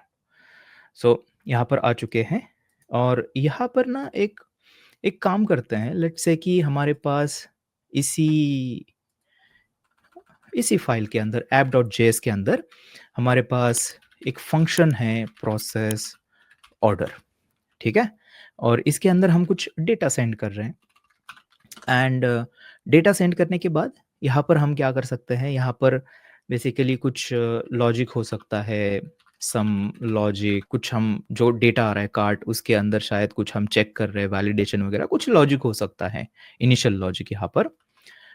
ओके, इस तरह से। एंड उसके बाद यहाँ पर हम क्या कर रहे हैं, यहाँ पर कर रहे हैं एक फंक्शन को कॉल। तो लेट्स से कि हमारे पास और कोई फंक्शन है यहाँ पर फंक्शन प्रोसेस पेमेंट, ओके। और इसको हम अमाउंट पास कर रहे हैं, बस इतना अमाउंट है और इसको प्रोसेस कर दो। सो यहाँ पर क्या हो सकता है, यहाँ पर maybe API API call हो सकता है, API call to external payment gateway, ऐसे ही होता है। और फाइनली यहाँ पर मे बी हम रिटर्न कर रहे हैं, लेट्स से कोई पेमेंट की आईडी हमें मिल रही है। तो अभी के लिए मैं हार्ड कोड कर रहा हूँ, राइट, क्योंकि कोई एपीआई कॉल तो नहीं करने वाले हम। और अमाउंट को भी रिटर्न कर रहे हैं हम, तो जो भी अमाउंट है उसको मैंने इस तरह से रिटर्न कर दिया। तो ये जो प्रोसेस पेमेंट है, ये यहाँ पर हम इसको कॉल कर रहे हैं, ठीक है। और लेट्स से यहाँ पर पेमेंट इन्फो, इस तरह से हमने जो पेमेंट प्रोसेस पेमेंट जो फंक्शन है, जो कि ये ऑब्जेक्ट रिटर्न कर रही है, उसको हमने इस वेरिएबल के अंदर स्टोर करके रिटर्न कर दिया उसको। That's it. सो ये हमारी प्रोसेस ऑर्डर फंक्शन है, और ये एक और किसी फंक्शन को कॉल कर रही है जो कि साइड इफेक्ट्स कर रही है, एपीआई कॉल कर रही है। तो अभी हमारा टास्क ये है कि हमें प्रोसेस ऑर्डर, ये जो फंक्शन है, उसके ऊपर यूनिट टेस्ट लिखनी है। यूनिट टेस्ट, आइसोलेशन, हमेशा ये वर्ड हमेशा साथ में चलेंगे। यूनिट टेस्ट है, आइसोलेशन चाहिए, आइसोलेशन चाहिए, मॉकिंग चाहिए। कैसे करते हैं मॉकिंग? बेसिकली हमें ये जो फंक्शन है इसको मॉक करना है। हमें ये जो फंक्शन है इसको इसको बेसिकली कॉल नहीं करना है, हमें इसका एक मॉक वर्जन जो है उसको कॉल करना है। ओके, सो देखिए, उसके लिए मैं एक काम करता हूँ, यहाँ पर एक नई फाइल बनाता हूँ, order.test.js, ठीक है। इसके अंदर इसकी लिखेंगे इसका कोड। सो सबसे पहले तो डिस्क्राइब को इंपोर्ट कर लेते हैं। सो डिस्क्राइब, और यहाँ पर करते हैं node test, and I think हमें टेस्ट भी चाहिए होगा। और अब यहाँ पर क्या करते हैं, अब यहाँ पर करते हैं डिस्क्राइब, एंड यहाँ पर करते हैं ओके ऑर्डर, ऑर्डर फीचर में भी ऐसे कुछ नाम देते हैं इस टेस्ट स्विट को। और यहाँ पर मैं इस तरह से करूँगा, और इसके अंदर हमें बेसिकली करना है टेस्ट। और क्या करेंगे यहाँ पर, test that it processes the order correctly, ठीक है। इस तरह से मैंने एक सेंटेंस जैसा ही इसको बना दिया, एंड यहाँ पर हमें देना है कॉल बैक, और यहाँ पर हम शुरू करेंगे 3A वाला काम। ओके, सो सबसे पहले हमें क्या करना है, सबसे पहले तो हम क्या करेंगे, सेटअप करेंगे। तो जो हमें मॉक वर्जन चाहिए वो यहाँ पर लाएंगे। तो मैं यहाँ पर करूँगा, देखिए मॉक के लिए ना हमारे पास एक एक यहाँ पर ऑब्जेक्ट हमें मिलता है मॉक नाम से, ठीक है, इसी मॉड्यूल से। सो यहाँ पर हम करेंगे मॉक, और मॉक के ऊपर देखिए बहुत सारी चीज़ें हैं। हम किसी मेथड को मॉक कर सकते हैं किसी ऑब्जेक्ट के ऊपर, पूरे मॉड्यूल को हम मॉक कर सकते हैं। लेट्स से एक एग्जांपल देता हूँ, फाइल सिस्टम मॉड्यूल के ऊपर अगर हम, जो हमारी फंक्शन है वो फाइल सिस्टम के अंदर कुछ स्टोर कर रही है, तो हम पूरे फाइल सिस्टम मॉड्यूल को ही यहाँ पर हमारे इस टेस्ट के लिए मॉक कर सकते हैं। और वो जो स्टोर करने वाली जो मेथड है उसको, उसका इम्प्लीमेंटेशन मॉक कर सकते हैं, जो कि सच में फाइल सिस्टम के अंदर कुछ स्टोर नहीं करेगी, जस्ट फॉर टेस्ट रनिंग। सो यहाँ पर जो हमें करना है वो बेसिकली हम FN करेंगे। इस तरह से मैं फंक्शन को एक मॉक्ड फंक्शन बनाना चाहता हूँ। सो मैं यहाँ पर करता हूँ FN, और इसके अंदर ये फंक्शन देता हूँ। ये बेसिकली हमारी मॉक्ड फंक्शन हो जाएगी। मैं यहाँ पर करता हूँ मॉक्ड, और यहाँ पर करता है मॉक्ड पेमेंट, प्रोसेस पेमेंट, या फिर ऐसे नाम देते हैं उसको, ठीक है। इस तरह से स्टोर कर लिया मैंने यहाँ पर। और अगर हम एक बार देख लेंगे इसके अंदर, तो यहाँ पर देखें प्रोसेस पेमेंट के अंदर अमाउंट हम रिसीव कर रहे हैं। तो मैं यहाँ पर करता हूँ अमाउंट को रिसीव, एंड हमें एक फिक्स्ड वैल्यू रिटर्न करनी है, कुछ भी हो सकती है। तो ये भी यहाँ पर एग्जाम्पल के लिए कोई एपीआई कॉल नहीं कर रहे, तो इसकी वजह से हमने हार्ड कोड किया था। लेकिन ऐसी ही सेम फिक्स्ड वैल्यू, सेम या फिर जो भी आपको रिटर्न करनी है, वो बस आप यहाँ से करिए। यहाँ पर मॉक हम कर रहे हैं, इसका मतलब डोंट कॉल एनी एपीआई और don't do any side effect और don't don't no side effects okay ऐसे करते हैं नो साइड इफेक्ट्स ठीक है हमें बस एक बना बनाया डेटा रिटर्न करना है दैट्स इट इसको हम बोलते हैं मॉकिंग सो हमने ये पूरे फंक्शन को मॉक कर दिया अब हम क्या करेंगे अब ये हमारा सेटअप हो गया पहला ए हो गया हमारा कंप्लीट अब हम क्या करेंगे अब हम कॉल करेंगे इसको ठीक है सो इसको एग्जीक्यूट करने के लिए बेसिकली हम क्या कर सकते हैं यहाँ पर करेंगे देखिए यहाँ पर एक काम करते हैं अस एक्सपेक्टेड जो है ना उसको भी यहाँ पर बना लेते हैं ठीक है और मैं बोलूँगा कि एक्सपेक्टेड क्या है बेसिकली हमारा ऑर्डर के अंदर से क्या एक्सपेक्ट कर रहे हैं हम सो अगर इसको देखते हैं पेमेंट इन्फो ये हमें रिटर्न करने वाला है सो पेमेंट इन्फो को ही हम रिटर्न कर रहे हैं तो हमारा एक्सपेक्टेशन यही होगा जो प्रोसेस पेमेंट से आ रहा है हमारे इस केस में तो यहाँ पर मैं इस तरह से बोलूँगा कि ये हमारा एक्सपेक्टेड रिजल्ट होना चाहिए हमारे किस फंक्शन का हम टेस्ट किसको कर रहे हैं हम टेस्ट कर रहे हैं प्रोसेस ऑर्डर को प्रोसेस पेमेंट को नहीं ठीक है कंफ्यूज नहीं होना है यहाँ पे प्रोसेस ऑर्डर को लेकिन प्रोसेस पेमेंट का हमने मॉक बना दिया है तो इसको हम एक्सपोर्ट करेंगे मैं यहाँ से इसको एक्सपोर्ट करता हूँ और यहाँ पर ये अभी हमारा सेटअप हो गया ठीक है अब एक्ट करेंगे सो एक्ट करने के लिए बेसिकली आप डायरेक्टली कॉल भी कर सकते हो इस तरह से सो एक्ट बेसिकली ये है लेट्स से रिजल्ट और यहाँ पर करते हैं प्रोसेस ऑर्डर इंपोर्ट करना है और यहाँ पर app.js आपको लिखना है भूलना नहीं है प्रोसेस ऑर्डर और इसके अंदर हमें क्या क्या करना है यहाँ पर हमें पास करना है एक बार देख लेते हैं क्या है इसके अंदर सो प्रोसेस ऑर्डर के अंदर कुछ डेटा पास करना है जिसके अंदर आई थिंक और एक चीज़ हमने मिस कर दी यहाँ पर अमाउंट भी पास करना है पेमेंट को राइट सो लेट्स से कि डेटा के अंदर ही अमाउंट हमें एक हम पास कर रहे हैं ठीक है तो ये डेटा जो है उसके अंदर एक अमाउंट फील्ड है बेसिकली सो यहाँ पर मैं ऑब्जेक्ट पास करूंगा और यहाँ पर करते हैं अमाउंट लेट्स से 100 सो अभी यहाँ पर जो है एक्ट हमने कर दिया है अभी हमें असर्ट करना है तीसरा ए जो है हमारा है ना तीसरा वो यहाँ पर करना है तो कैसे करेंगे देखिए बहुत ही सिंपल है यहाँ पर मैं करूँगा असर्ट और ये कहाँ से आएगा गाइज ये आएगा यहाँ पर import assert from node assert इस तरह से और यहाँ पर देखिए अब हम ये है ना ये ऑब्जेक्ट है ठीक है और ऑब्जेक्ट को जब भी हम कंपेयर करते हैं तो जो मैचर हमें चाहिए होता है वो चाहिए होता है डीप स्ट्रिक्ट इक्वल ठीक है क्योंकि ऑब्जेक्ट जो होती है वो दो ऑब्जेक्ट सेम नहीं होते क्योंकि वो क्या होता है कि मेमोरी के अंदर रेफरेंस होता है तो उसको डीप स्ट्रिक्ट इक्वल अगर हम यूज करते हैं तो जो कंपैरिजन होगा वो उनके रेफरेंस के बेस पे नहीं होगा वो उनके अंदर सारे जो फील्ड्स होंगे उसको चेक करेगा अगर दोनों सेम है हमारे केस में ये तो टेस्ट करना है हमें इसलिए हमने ये मैचर यूज कर दिया और यहाँ पर हम क्या करेंगे यहाँ पर हम करेंगे रिजल्ट को पास और यहाँ पर करेंगे एक्सपेक्टेड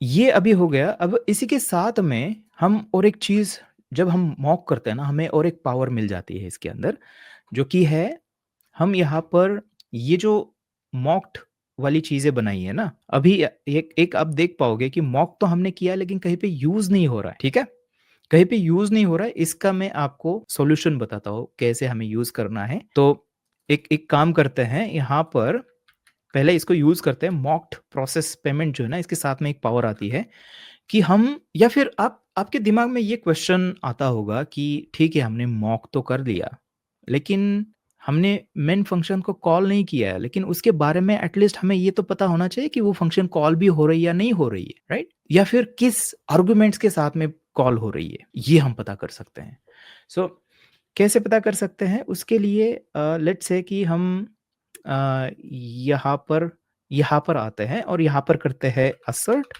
और यहाँ पर करते हैं स्ट्रिक्ट इक्वल ठीक है इस तरह से स्ट्रिक्ट इक्वल और यहाँ पर जो मॉक्ड प्रोसेस पेमेंट है इसके ऊपर हमें एक मॉक नाम का ऑब्जेक्ट मिलता है और इसके ऊपर कॉल काउंट इस नाम की एक मेथड हमें मिलती है, ठीक है? और यहाँ पर मैं बोलूँगा कि ये जैसे ही हम हमारे फ़ंक्शन को कॉल करेंगे, मेन फ़ंक्शन तो हमारी इसके अंदर एक बार फ़ंक्शन कॉल होनी चाहिए, बस हमें ये टेस्ट करना है। यहाँ पर मैं बोलूँगा कि मॉक प्रोसेस पेमेंट जो है, वो कॉल काउंट जो है ना उसका 1 हो जाए यहाँ पे, ठीक है? ये हम यहाँ पर कर सकते हैं और थोड़ा-सा इसको थोड़ा-सा रोबस्ट बनाने के लिए यहाँ पर फ़ंक्शन को कॉल करने से पहले मैं सेम तरीके से इसको कॉल करूँगा, लेकिन यहाँ पर अभी तक ये मेन फ़ंक्शन कॉल नहीं हुई ना, तो इसका मतलब यहाँ तक ये इसका काउंट 0 ही होना चाहिए, अभी तक कॉल नहीं होनी चाहिए वो फ़ंक्शन। वो इसको कॉल करने के बाद फिर हम चेक करें अच्छा एक बार अभी ये कॉल होनी चाहिए, ओके? इस तरह से जब भी मॉक हम करते हैं किसी फ़ंक्शन को, तो हमें वो पावर मिलती है कि हम वो फ़ंक्शन कितनी बार कॉल की है, कौन से पैरामीटर्स उसके अंदर वो मैं दिखाता हूँ आपको। एंड इसको क्या बोलते हैं गाइस पता है? इसको हम स्पाई बोलते हैं, स्पाई करना किसी फंक्शन के ऊपर, ठीक है? ये वर्ड याद रखिए, स्पाई कर सक यहाँ पर स्पाई कर रहे हैं बेसिकली हम स्पाइंग कर रहे हैं। यहाँ पर एक चीज़ हम और कर सकते हैं जो कि है इस फंक्शन के ऊपर जितने भी कॉल्स हुए ना उसका एक एरे हमें मिलता है। मैं यहाँ पर इस तरह से करूँगा कि जो हमारा करंट कॉल है जो कि एक ही बार है ना, यहाँ पे अगर पास हो जाता है इसका मतलब फंक्शन एक ही बार कॉल हुई है। एक काम करते हैं यहाँ पर करते हैं कि जो मॉक्ड प्रोसेस पेमेंट है इसके ऊपर ठीक है? इसके ऊपर मॉक डॉट कॉल्स देखिए, इस तरह से ये एक एरे है बेसिकली और इसके अंदर जितनी बार ये फंक्शन कॉल हो रहा है वो यहाँ पे मिलेगा। हमें बस 0 चाहिए पहला, ठीक है? ये इंडेक्स 0 मतलब पहला कॉल जो कि बेसिकली यही कॉल है जो एक कॉल होने वाला है हमारा इस फंक्शन को जैसे हम कॉल करेंगे। तो ये हमारा कॉल है इसको हमने एक वेरिएबल के अंदर स्टोर कर लिया और यहाँ पर फिर अभी कर सकते हैं assert और यहाँ पर करते हैं deep assert deep strict equal और इसके अंदर क्या चेक करेंगे? इसके अंदर चेक करेंगे देखिए कॉल ये जो कॉल हमें मिल रहा है ना इसके ऊपर हमें और एक चीज़ मिलती है जो कि है आर्गुमेंट्स कि उस फंक्शन को मॉक फंक्शन को कॉल करने के टाइम आर्गुमेंट्स कौन से दिए थे तो उसका एरे हम दे सकते हैं हमने एक ही आर्गुमेंट दिया तो हमारे पास एक ही है तो 100 हमने पास किया था आई थिंक देखिए इसकी नहीं बात हो रही ठीक है ये मॉक जिसको किया है ये देखिए अमाउंट है ना जो कि हमने 100 पास किया हुआ है यहाँ से अंदर जाके देखिए यहाँ पर अगर आप जाओगे डेटा डॉट अमाउंट है जो कि कितना है जो कि हमारा यही है 100 तो वही हमने एरे के अंदर दे दिया अगर और भी आर्गुमेंट्स होते थे तो आप यहाँ पे दे सकते हो जैसे कि हेलो इस तरह से एरे के अंदर जितने भी आर्गुमेंट्स होंगे हमारे केस में एक ही है तो एक ही हमने दे दिया तो ये यहाँ पे ये भी असर्ट करेगा कि हमारी वो जो फंक्शन कॉल हुई है ना उसके अंदर हमारे पास ये आर्गुमेंट थी क्योंकि बहुत बार क्या होता है खास करके जावास्क्रिप्ट के अंदर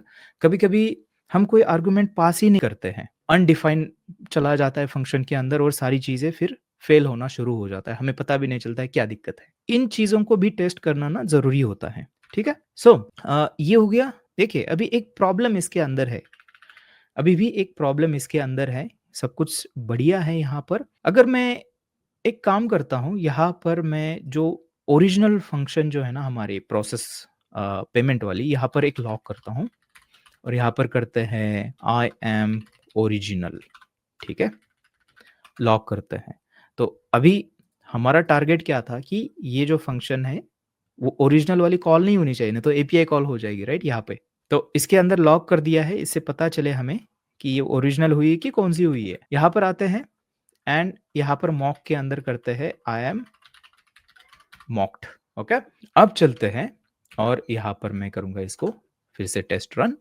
और यही होना था बेसिकली यहाँ पर अमाउंट इज़ नॉट डिफाइंड ये बता रहा है so let me check amount is not defined कहाँ पर है ये है हमारे ऑर्डर टेस्ट के अंदर 14 नंबर पर ठीक है 14 यहाँ पर okay okay so expected basically 100 हमें चाहिए राइट क्योंकि 100 ही पास कर रहे हैं तो वो एक्सपेक्टेड उतना है ऑलराइट यहाँ पर आते हैं एंड करते हैं फिर से रन एंड अभी हमें थोड़ी सी डिफरेंट एरर दिखेगी और ये जो एरर है expected values to be strictly equal, 0 not 1।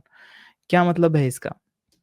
इसका मतलब ये है कि कुछ तो मैच नहीं हो रहा है। देखिए, यहाँ पर 0 है, यहाँ पर 1 है, और यहाँ पर अगर आप देखोगे ध्यान से, आई एम ओरिजिनल यहाँ पर आया हुआ है, और मॉक वाले का कहीं पे नाम भी नहीं है। देखिए, कभी लॉग ही नहीं हुआ है, राइट? तो ये प्रॉब्लम है। यहाँ पे मॉक तो हमने कर दिया, लेकिन मॉक ये कॉल ही नहीं हो रहा है। मॉक कॉल क्यों नहीं हो रहा है? क्योंकि हम डायरेक्टली ये वाली फंक्शन ही कॉल कर रहे हैं ना, प्रोसेस पेमेंट, और उसके प्रोसेस ऑर्डर, सॉरी, और उसके अंदर तो यही है। तो आपने एक नाम सुना है गाइस, एक चीज का नाम सुना है आपने? आज आपको पता चलेगा वो क्यों चाहिए होता है हमें। डिपेंडेंसी इंजेक्शन, कभी सुना है ये कॉन्सेप्ट? आप हमेशा सोचते होंगे कि मैं इतनी सालों से नोड जेएस लिख रहा हूँ, लेकिन कभी मुझे डिपेंडेंसी इंजेक्शन की जरूरत नहीं पड़ी। क्या होता क्या है ये डिपेंडेंसी इंजेक्शन? सब लोग बोलते हैं बहुत यूजफुल होता है, यूजफुल होता है। मुझे आज तक तो कभी चाहिए नहीं था, लेकिन अभी चाहिए, क्योंकि अभी हम टेस्ट लिखना शुरू कर दिए हैं। तो डिपेंडेंसी इंजेक्शन बेसिकली क्या होता है कि किसी फंक्शन के अंदर जो भी डिपेंडेंसी होती है, लेट्स से ये प्रोसेस ऑर्डर जो फंक्शन है, इसके अंदर एक डिपेंडेंसी है। ये फंक्शन इस प्रोसेस पेमेंट के ऊपर डिपेंड है। प्रोसेस पेमेंट ये डिपेंडेंसी है, इसका मतलब ये इसकी डिपेंडेंसी है। तो इसकी डिपेंडेंसी अगर है तो इसको कैसे हमने यूज किया है, ध्यान से देखिए। डायरेक्टली हमने फंक्शन को यूज किया है इस तरह से। फंक्शन हमारी यहाँ पे हो सकती है या फिर और किसी फाइल के अंदर हो सकती है, और डायरेक्टली इंपोर्ट करके हम इसको यूज कर रहे हैं। हम तो, आप तो सोचोगे अभी मैं तो ऐसे ही करता हूँ हमारे सारे प्रोजेक्ट के अंदर। हाँ, आप करते हो। इसकी वजह से आप आपके प्रोजेक्ट को टेस्ट नहीं कर पाओगे। इस तरह से यूनिट टेस्ट आप नहीं लिख पाओगे उसके अंदर। क्यों? क्योंकि आपने डायरेक्टली डिपेंडेंसी को इंपोर्ट करके यूज किया है। इससे यूनिट टेस्ट करना इम्पॉसिबल हो जाता है। हालाँकि कुछ जेस्ट जैसे जो फ्रेमवर्क्स है, उसके अंदर कुछ फीचर्स ऐसे हैं कि आपको जो इंटरनल फंक्शंस है उनको आप ऑटोमेटिकली मॉक कर सकते हो। लेकिन मैं इससे हमेशा दूर रहता हूँ, क्योंकि वो बहुत ही फ्रेमवर्क कनेक्टेड चीज़ें हैं, रिलेटेड चीज़ें हैं। हम अपने फंडामेंटल्स नॉलेज जो है, फंडामेंटल नॉलेज, उसको आपको यूज़ करना चाहिए। तो जभी भी आपको यूनिट टेस्ट करना है तो मेक श्योर करना कि जो भी डिपेंडेंसीज़ उसके अंदर यूज़ हो रही है, उसको डायरेक्टली इस तरह से इंपोर्ट करके या फिर डायरेक्टली रेफरेंस देके कॉल ना करे, उसको रिसीव करे as a dependency, as a parameter. क्या मतलब है इसका? इसका मतलब ये है, प्रोसेस ऑर्डर को मैंने कॉल किया है ना, यहाँ पर मैं, मतलब आइडियली मैं क्या करता हूँ कि एक सेकेंड पैरामीटर, एक ऑब्जेक्ट पास करता हूँ, और उसके अंदर, उस फंक्शन के अंदर जितनी भी डिपेंडेंसीज यूज होने वाली है उसको मैं रिसीव करता हूँ। लेट्स से प्रोसेस पेमेंट, ठीक है, इसको नाम देता हूँ प्रोसेस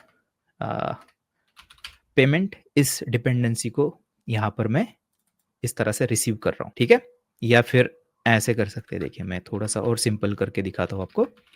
डिपेंडेंसीज नाम से एक एक्स्ट्रा पैरामीटर मैंने रिसीव कर दिया, और उसके ऊपर ये फंक्शन में कॉल करूंगा इस तरह से। और जब मैं इसको कॉल करूंगा ना, देखिए प्रोसेस ऑर्डर को जब भी मैं कॉल करूंगा तो मैं क्या करूंगा, यहाँ पर प्रोसेस पेमेंट का रेफरेंस पास करूंगा एज अ पैरामीटर। तो अभी अगर यहाँ पर देखोगे, अभी डायरेक्टली इंपोर्ट नहीं किया है और डायरेक्टली रेफरेंस भी नहीं किया है, जो उसको पैरामीटर के अंदर आया है उसको यूज कर रही है। अब सोचोगे इससे क्या हो जाएगा? इससे एक बहुत ही पावरफुल चीज हो सकती है। चीज ये हो सकती है कि जब भी मैं प्रोसेस ऑर्डर को हमारे टेस्ट के अंदर रन करूंगा, तभी ओरिजिनल को नहीं पास करूंगा, मॉक्ड वर्जन को पास करूंगा। इससे क्या हुआ कि हम हमारे टेस्टिंग के अंदर जो डिपेंडेंसीज है उसको स्वैप कर पा रहे हैं। ओरिजिनल की जगह हम मॉक्ड वर्जन दे पा रहे हैं उसको। डेटाबेस क्वेरी अगर हो रही, डेटाबेस की जगह मॉक डेटाबेस हम पास कर पा रहे हैं। ये जो यहाँ पर किया है इसको हम बोलते हैं डिपेंडेंसी इंजेक्शन। जो फंक्शन को डिपेंडेंसी चाहिए होती है उसको हम इंजेक्ट करते हैं पैरामीटर के थ्रू। क्लास सिंटैक्स अगर यूज कर रहे हैं तो कंस्ट्रक्टर के थ्रू हम करते हैं, लेकिन बात एक ही है, ठीक है, काम एक ही होगा। सो अब देखिए, अब यहाँ पर आते हैं, थोड़ा सा सिंटैक्स यहाँ पर चेंज हो जाएगा, क्योंकि अभी सिग्नेचर चेंज हो चुकी है हमारे प्रोसेस ऑर्डर की। यहाँ पर हमारे पास एक सेकंड ऑब्जेक्ट है, डिपेंडेंसीज उसको नाम हमने दिया है, और उसके अंदर आप अगर देखोगे तो एक जो फील्ड है वो है प्रोसेस पेमेंट। तो मैं प्रोसेस पेमेंट ऐसे पास करूंगा, और उसकी वैल्यू, अब मैं ये ओरिजिनल वाला नहीं दूंगा, यहाँ पर कौन सा दूंगा, ये मॉक्ड प्रोसेस पेमेंट। इस तरह से सेव करते हैं। यहाँ पर आकर रन करते हैं और आप देख सकते हो यहाँ पर हमारी जो टेस्ट है अभी पास हो चुकी है। ये होता है मॉक गाइस। और यहाँ पर देखिए I am mocked original I am original यहाँ पे कहीं पे लॉग नहीं हुआ है। इसका मतलब ओरिजिनल जो साइड इफ़ेक्ट वाली जो फ़ंक्शन थी अभी कॉल हुई ही नहीं है। लेकिन कौन-सी यहाँ पर मॉक वाला वर्ज़न जो है वो कॉल हो चुका है एंड हमने जो हमारी प्रोसेस ऑर्डर वाली जो फ़ंक्शन थी उसको हमने टेस्ट कर लिया है आइसोलेशन में। वो पॉसिबल हो पाया मॉकिंग की वजह से। मॉकिंग के लिए हमें चाहिए होती है डिपेंडेंसी इंजेक्शन और इस तरह से हम सारी चीज़ें करते हैं। अब देखिए जस्ट फॉर टेस्टिंग मैं यहाँ पर 1 की जगह 2 करता हूँ। हम चेक कर रहे हैं जस्ट कि ये 2 बार फंक्शन कॉल हुई क्या हमारी मॉक्ड वाली? नहीं होनी चाहिए राइट? एंटर। देखिए फेल हो गई। यहाँ पर 1 इज़ नॉट इक्वल टू 2 बता रहा है। मतलब एक ही बार हुई है। वापिस करते हैं इसको। फिर से हमारे जो है यहाँ पर रन हो चुका है। देखिए ये ऑर्डर फीचर जो है स्विच अलग से दिख रहा है आपको। ये एक स्विच है आपका और ये दूसरा। देखिए 2 स्विच दिखेंगे यहाँ पे। टेस्ट स्विच सब कुछ क्लियर है गाइस। चलिए आगे बढ़ते हैं। अब यहाँ पर मैं आपको लेके चलता हूँ और यहाँ पर और एक चीज़ हम देखने वाले हैं जो कि है स्टब। स्टब या फिर स्टब्स इसको हम बोलते हैं और ये भी वर्ड आप बहुत बार सुनोगे जब भी आप बड़े-बड़े प्रोजेक्ट्स देखोगे तो स्टब्स आपको दिखेंगे। तो ये स्टब बेसिकली और कुछ नहीं होता है। जैसे हमने फंक्शन को मॉक किया है ना, ये देखिए जैसे मॉक किया है, जैसे हम डेटा रिटर्न कर रहे हैं, बिल्कुल यही होता है। यही स्टब है आपका, यही आपकी एक फंक्शन फंक्शन के अंदर से आप एक रेडी डेटा रिटर्न करते हो, हमेशा वही रिटर्न होगा। तो अभी आप पूछोगे कि फ़र्क क्या है फिर जो स्टब है और मॉक में, राइट? फ़र्क तो होना चाहिए। मॉक जो आपने बताया, अभी मैंने जो बताया वो तो मॉक जैसा सुनाई दे रहा है, राइट? तो स्टब में फ़र्क क्या है? इनमें फ़र्क ये है कि स्टब सिर्फ़ डेटा को रिसीव करता है, उसके अंदर ये जो पावर है ना ये वाली, ये जो हमने किया था कि फंक्शन आपकी कॉल हो रही है या नहीं हो रही है, कौन से आर्गुमेंट्स के साथ में कॉल हो रही है, ये उसके अंदर नहीं मिलता है। वो सिर्फ़ मॉकिंग के अंदर मिलेगा। जो स्टब होता है वो सिर्फ़ डेटा रिटर्न करता है, दैट्स इट। डम्ब होता है, उसको कुछ नहीं पता।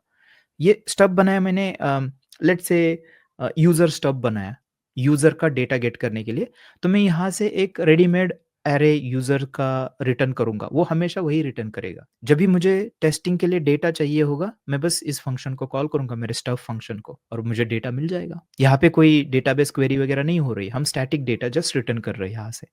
This is your stub, okay? अब यहाँ पे और एक चीज़ है जो कि है स्नैपशॉट टेस्टिंग। अब स्नैपशॉट टेस्टिंग जो है ये भी बहुत ही इंटरेस्टिंग है। बैकएंड के अंदर हम ज़्यादा यूज़ नहीं करते इसको। ज़्यादा ये यूज़ होती है फ्रंट एंड के ऊपर। जब भी हम कंपोनेंट्स वगैरह बनाते हैं तो उनके स्नैपशॉट्स बना के हम रखते हैं। अब ये क्या होता है इसके अंदर? थोड़ा-सा हमें देखना होगा। तो बेसिकली एक काम करते हैं, मैं आपको फिर से लेके चलता हूँ हमारे अ, कोड के अंदर और यहाँ पर ओके, सो यहाँ पर स्नैपशॉट के बारे में थोड़ा-सा देखेंगे, ठीक है? बेसिकली क्या करना है हमें, यहाँ पर मैं एक काम करता हूँ, यहीं पर कर लेते हैं। एक फंक्शन बनाते हैं, ठीक है? फंक्शन फेच डेटा, ठीक है? डेटा फेच कर रही है और अभी के लिए जस्ट एक यूज़र आईडी हम पास करेंगे, जो कि यूज़ नहीं होगी इसके अंदर बट हम जस्ट मतलब एग्ज़ाम्पल के लिए ऐसे कर रहे हैं और यहाँ पर करते हैं रिटर्न और एक रेडीमेड डेटा यहाँ से रिटर्न करेंगे। तो मेरे पास एक थोड़ा-सा डेटा है, मैं जल्दी से यहाँ पर थोड़ा-सा टाइम हमारा बचाएँगे। तो ये डेटा है आईडी जो यूज़र आईडी मिल रही है वो इसके अंदर पास कर रहे हैं, नेम, रोल्स लास्ट लॉगिन कभी हुआ था ये पास कर रहे हैं हम यहाँ पर और प्रेफ़रेंसेस है, नोटिफ़िकेशन, थीम कौन-सी है, ये सारी चीज़ें ऐसा बड़ा डेटा हो सकता है। इस डेटा से मैं आपको एक चीज़ बताना चाहता हूँ कि ये ऐसा डेटा है जिसके अंदर बहुत सारी नेस्टिंग हो सकती है और रिस्पॉन्स थोड़ा-सा बड़ा हो सकता है, ठीक है? सो इस केस में जो स्नैपशॉट टेस्टिंग है वो ज़्यादा यूज़फुल होती है जब भी इस टाइप के आपके पास रिस्पॉन्सेस होते हैं। अब इसको अगर हमें टेस्ट करना है तो कैसे टेस्ट करेंगे देखिए, यहाँ पर एक्सपोर्ट करेंगे और यहाँ पर आके करते हैं लेट्स से यूज़र का है तो यहाँ पर user dot test dot JS इस तरह से करते हैं एंड थोड़ा सा टाइम अभी बचाएंगे गाइस। यहाँ पर मैं एक काम करता हूँ, इनको इंपोर्ट करता हूँ इस तरह से एंड डिस्क्राइब करते हैं। सो डिस्क्राइब यहाँ पर करते हैं यूज़र फीचर इस तरह से एंड यहाँ पर करते हैं टेस्ट।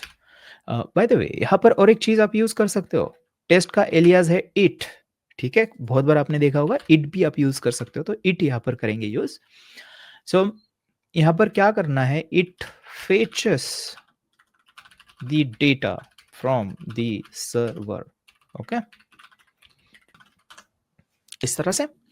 और यहाँ पर सिंपली हमें क्या करना है, let's say const data, fetch data को हमने कॉल कर दिया, सो फेच डेटा इंपोर्ट कर लिया and JS and user ID 1, okay. इस तरह से हमने एक्ट कर दिया, बेसिकली इसके अंदर सेटअप कुछ नहीं है, डायरेक्टली एक्ट कर दिया सेकंड ए।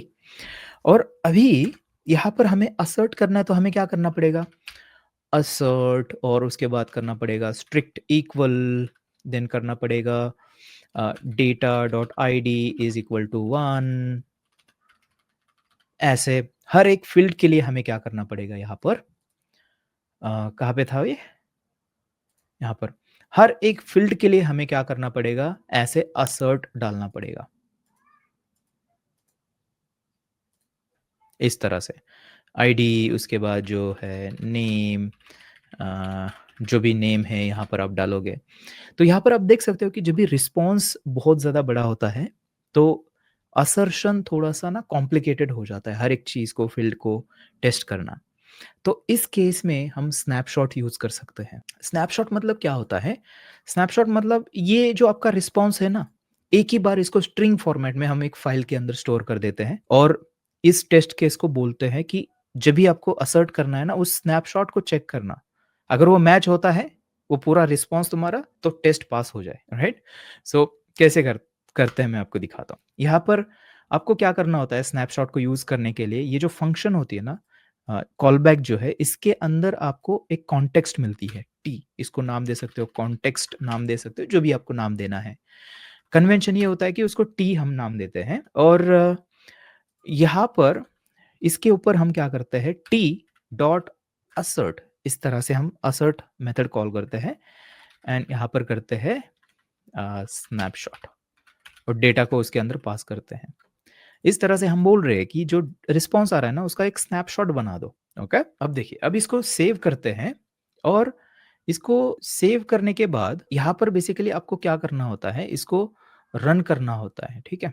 सो रन करने के लिए यहाँ पर आप क्या करते हो, नोड टेस्ट, और यहाँ पर और एक आपको पैरामीटर देना होता है, जब भी हम जो स्नैपशॉट्स है उसके साथ में काम करते हैं, तो यहाँ पर करते हैं टेस्ट अपडेट स्नैपशॉट्स, ठीक है। ये इस तरह से आपको लिखना है, और ये बाय द वे आया कहाँ से है, देखिए यहाँ पर मेरे पास नोड जेएस का टेस्ट रनर का डॉक्यूमेंटेशन है।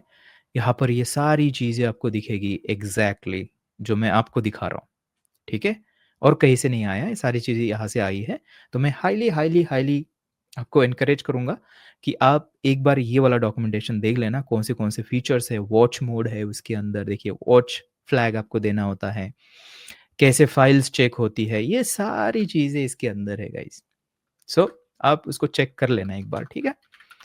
वापस आते हैं, अब इसको करते हैं रन, और जैसे ही रन करते हैं यहाँ पर एक ओके स्नैपशॉट है, T dot assert dot snapshot is not a function,